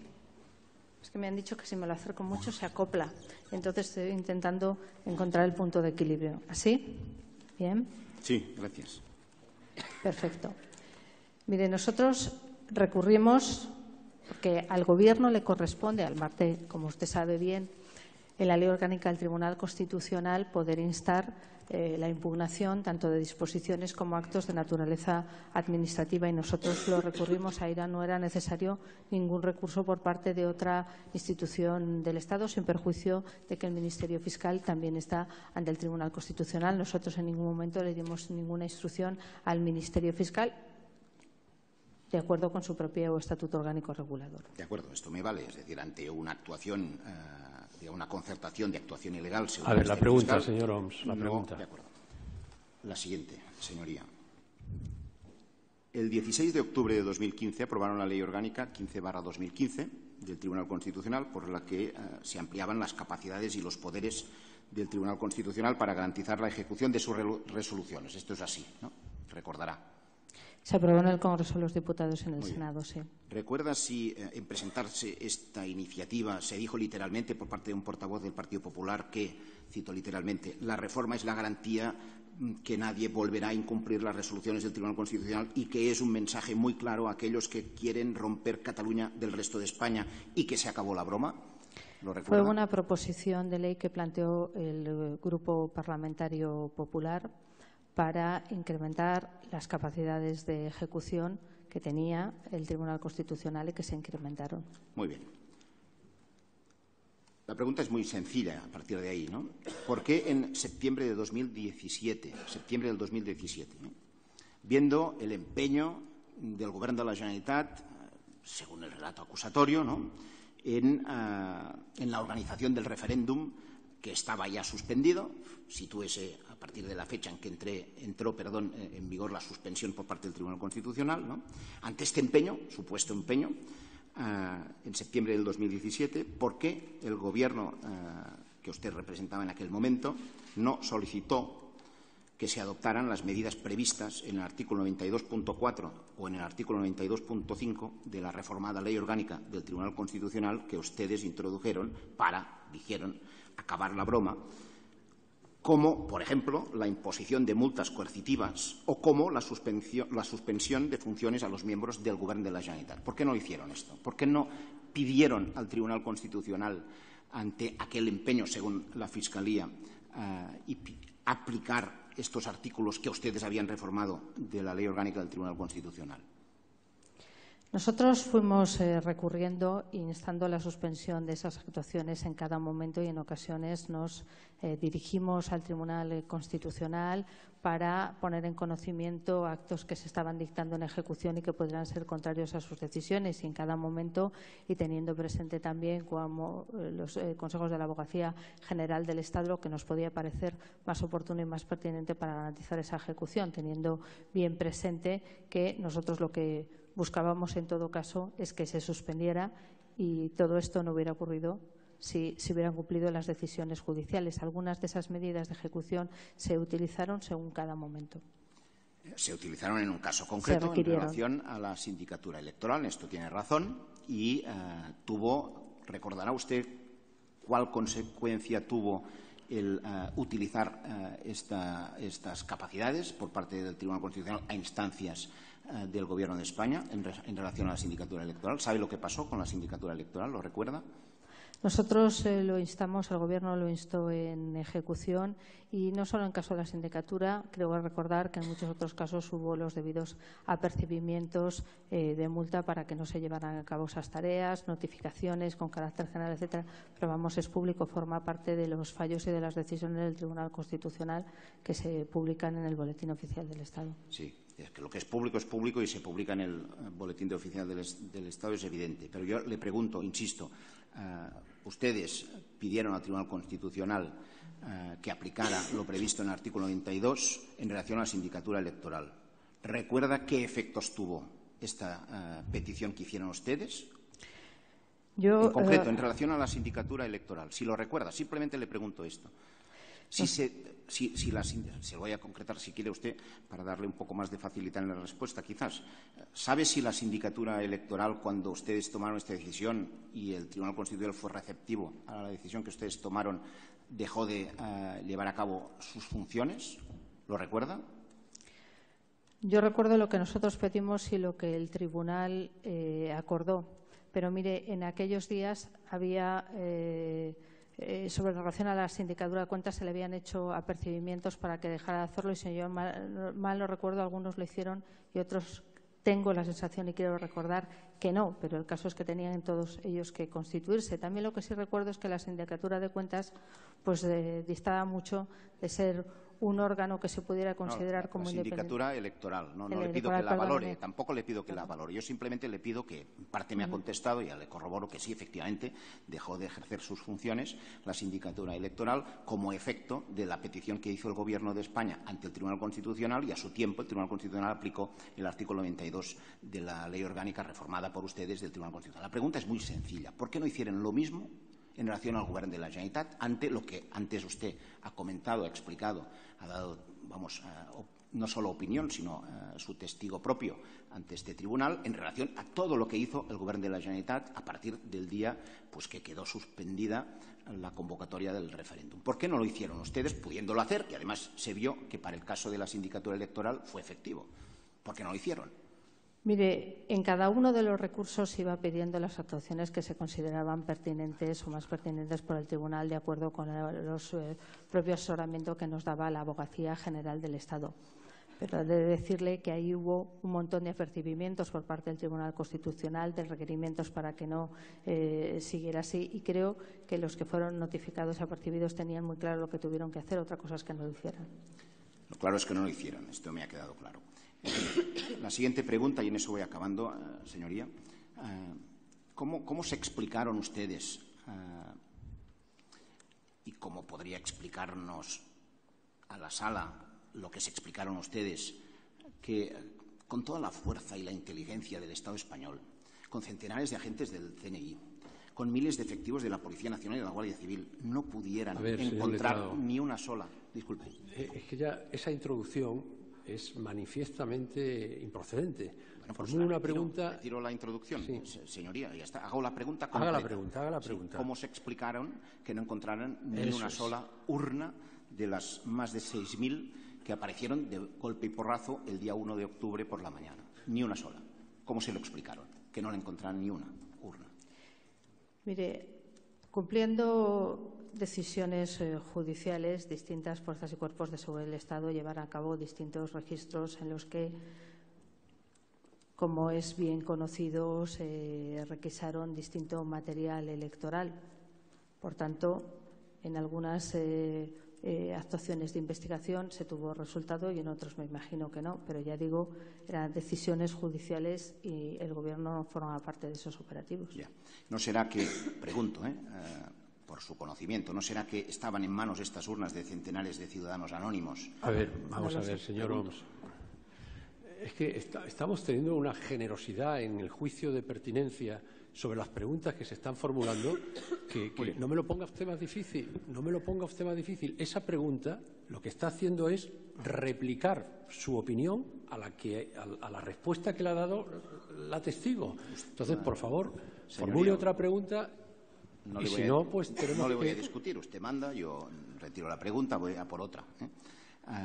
Usted ha afirmado en el interrogatorio de hoy, literalmente, que tuvo conocimiento que hubieron altercados diarios, lo he dicho así, diarios, entre el 20 de septiembre y el 27 de octubre. La pregunta, a partir de esta afirmación tan categórica que ha hecho, es, ¿tuvo usted conocimiento, para poder ahora hacer esta afirmación de esta categoría, ¿no?, de cuántas denuncias por altercados o por violencia hubo de particulares o de la propia Fiscalía en Cataluña entre el periodo que va del día 20 de septiembre al 27 de octubre? ¿Tiene una dimensión, ¿no?, de estas denuncias que pudieron haber para corroborar esta afirmación que ha hecho hoy aquí de que había altercados diarios entre estas fechas? Como digo, la delegación del Gobierno al Ministerio del Interior nos iba contando los sucesos en distintos registros. Muchos de ellos, las imágenes, además, eran conocidos, pero el Gobierno no lleva el registro de denuncias que se producen ante los tribunales. Ni tan siquiera puede hacer una dimensión aproximada, ¿no?, porque la afirmación es muy categórica, tiene que tener un sustento. No se la puedo hacer, pero ya le digo que mi sustento son las informaciones que daba la propia delegación del Gobierno. Las informaciones que daba la delegación del Gobierno es lo que, pregunto, da sustento a la afirmación que ha hecho hoy de los altercados sí, diarios. Y las imágenes que son conocidas, estoy hablando del registro de Unipost, de cosas que fueron públicas. Muy bien. La última pregunta, señoría. El día 27 de octubre de 2017 pusieron en marcha, como se ha contado, usted lo ha recordado, la aplicación de lo acordado en virtud del artículo 155 de la Constitución. ¿Le consta si hubo resistencia desde las instituciones catalanas en acatar su aplicación, más allá, evidentemente, de las legítimas valoraciones que se hicieron? Mire, en el artículo 155 lo que se hizo fue el cese de todo el Govern de la Generalitat y, en el caso del Ministerio del Interior, con mayor profundidad. Y una cosa es las decisiones de ese Govern y de los órganos de naturaleza política y otra cosa son funcionarios públicos que cumplen lealmente con su obligación. La pregunta era muy sencilla, era si se acató por parte de las instituciones catalanas, de sus responsables, esta decisión que se tomó. Simplemente era sí o no. Se acató. Nosotros ejecutamos el artículo 155, sí. Y se acató. Sí, una vez que fue cesado el Gobierno de la Generalitat, tenga en cuenta que el Gobierno de la Generalitat había sido sustituido por el Gobierno de la Nación y procuramos trabajar de la mejor manera posible para que en Cataluña se siguieran prestando los servicios públicos y los catalanes no se vieran perjudicados de lo que habían vivido como consecuencia de las actuaciones de la anterior Generalitat que habían sido cesadas. ¿Hay alguna otra pregunta? No, gracias, señoría. Bueno, pues vamos a interrumpir. Con la venia, señoría. Usted quiere formular una pregunta. Sí, adelante. Intentaré ser breve, señoría. Sí. Vamos a ver. ¿Tiene usted conocimiento de que los otros dos barcos que llegaron a Cataluña para alojar a policías nacionales y guardias civiles, fruto de esta decisión previa, atracaron en Tarragona y Barcelona en la misma mañana del 20 de septiembre? No tengo conocimiento de las fechas de ese atraque. Sí que tuvieron algunas dificultades. Ha dicho que la concentración del 20 de septiembre, el conocimiento que usted tiene es a través de los medios de comunicación, de las imágenes. Y de la delegación del Gobierno. ¿Le consta a usted y ha visto en las imágenes que se produjeran actuaciones musicales dentro de esa concentración de protesta? Pues mire, he de decirle que no estaba muy pendiente de la música. ¿Pero le consta que hubo actuaciones o no? Pues mire, como pretenderá cuando lo que se está impidiendo es a una comisión judicial llevar a cabo su tarea y salir de esa propia sede, creo que un mínimo de seriedad y rigor le lleva a preocuparse de otras cosas y no de la música. Imagino que habría de todo. A través de los medios de comunicación, ¿tuvo usted oportunidad de seguir todas las ocasiones en las que Jordi Cuixart se dirigió a la gente dentro de la concentración, los discursos íntegros que hizo dirigiéndose a la gente? Creo que los discursos íntegros son públicos. Le pregunto si tiene usted conocimiento, si tuvo conocimiento. ¿Íntegros en ese día? Sí. Algunos. Vamos a ver, en relación es un documento, el número 2, voy a intentar no exhibirlo e intentar hacer las preguntas sin exhibición. El documento 2, aportado junto al escrito de defensa. ¿Tuvo usted conocimiento que en fecha 28 de septiembre de 2017, es decir, antes del referéndum, dos expertos de Naciones Unidas se dirigieron al Gobierno español? Consta que dicen que han estado en contacto con el Gobierno español y les exhortaron a las autoridades españolas a garantizar que las medidas adoptadas antes del referéndum catalán del 1 de octubre no interfirieran con los derechos fundamentales a la libertad de expresión, reunión y asociación y participación pública. ¿Tuvo usted conocimiento de este requerimiento? Yo no recibí ningún tipo de requerimiento. Además, nosotros formamos parte de Naciones Unidas como un Estado democrático en que nuestras fuerzas y cuerpos de seguridad del Estado son democráticos y que todo el mundo cumple la ley. Yo, desde luego, no recibí ningún tipo de requerimiento. ¿Ni le consta que hubiera contactos con miembros del Gobierno en este sentido, como afirman los relatores de Naciones Unidas? Yo no recibí ningún tipo de requerimiento. España es una democracia y una democracia consolidada. ¿Le consta si con posterioridad al 1 de octubre tanto la Asamblea Parlamentaria del Consejo de Europa como diversos relatores de Naciones Unidas se dirigieran al Gobierno de España condenando la violencia policial y exigiendo peticiones de investigación? A mí lo que me consta es que por parte de algunos dirigentes independentistas se intentó promover en ese punto también el hecho de que se viviera pues una operación en la que también se trataba de confundir a la opinión pública internacional con imágenes falsas de muchas cosas que se habían producido. Pero mire, España es una democracia en que tenemos tribunales democráticos en que la policía actúa cumpliendo la ley, y yo creo que eso es un elemento a tener en cuenta. Luego cada uno se producirán los juicios que se produzcan, pero le estoy hablando de un Estado democrático que tiene sus procedimientos y que los respeta. Pero le consta que hubo requerimientos por parte de relatores. A mí no de me Naciones recurrió Unidas. desde luego nadie, yo no recibí ningún tipo de requerimiento. ¿Le consta a usted si la abogacía del Estado durante el mes de septiembre, con anterioridad al referéndum, recibió instrucciones y presentó diversos recursos contenciosos administrativos en distintas localidades de España para prohibir la realización de conferencias relativas al referéndum? Mire, la abogacía del Estado cumple, de acuerdo, si no recuerdo mal, con su propia ley reguladora y algunas otras, la impugnación de actos que se consideren contrarios a las leyes, y luego serán, en su caso, los jueces de los contenciosos administrativos los que decidan si se produce o no se produce. Es algo que se hace de acuerdo con la propia legislación reguladora de la abogacía. Sí, le había preguntado si tuvo usted conocimiento. No, no tengo conocimiento porque la Abogacía General del Estado no forma parte, no está vinculada al Ministerio de la Presidencia, de los recursos que la Abogacía del Estado presenta en las distintas provincias. Ninguna pregunta más, gracias. Muchísimas gracias. ¿Quién habla? Tenía exclusivamente una pregunta. Adelante. Sí. Buenos días. Mire, yo le quería preguntar, usted ha dicho antes que todo lo que no se publica no tiene efectos jurídicos. Entonces, yo le quería preguntar, ¿usted sabe que la Declaración de Independencia no solo no se publicó, sino que además estaba en el preámbulo y ni siquiera se votó? El señor Puigdemont recibió un requerimiento del presidente del Gobierno donde le dejaba bien claro que tenía que decir si había declarado o no la independencia. Y creo que la respuesta del señor Puigdemont es también pública. No le estoy hablando del día 10, le estoy hablando del día 27, que es el día que se votó en el Parlamento una propuesta de resolución. Mire, yo le estoy diciendo que, cumpliendo el artículo 155 de la Constitución, el presidente Puigdemont podía haber dicho que no se había declarado la independencia o haberla revocado. Y no Yo lo hizo. que le estoy preguntando es si usted tenía conocimiento, porque usted ha dicho que aplicaron el 155 porque pensaron que se había declarado la independencia. Entonces yo le pregunto si usted tenía conocimiento de que esta declaración de independencia no solamente no se publicó, por lo tanto no podía tener efectos jurídicos, sino que además ni siquiera se votó porque estaba en el preámbulo y solo se votó la parte dispositiva. Señora letrada, dijo que era una y son 4, y todo lo demás son variaciones sobre el mismo tema, y es preguntarle a la testigo su opinión sobre la eficacia jurídica que pudo tener una declaración, si dependía o no dependía, de su publicación.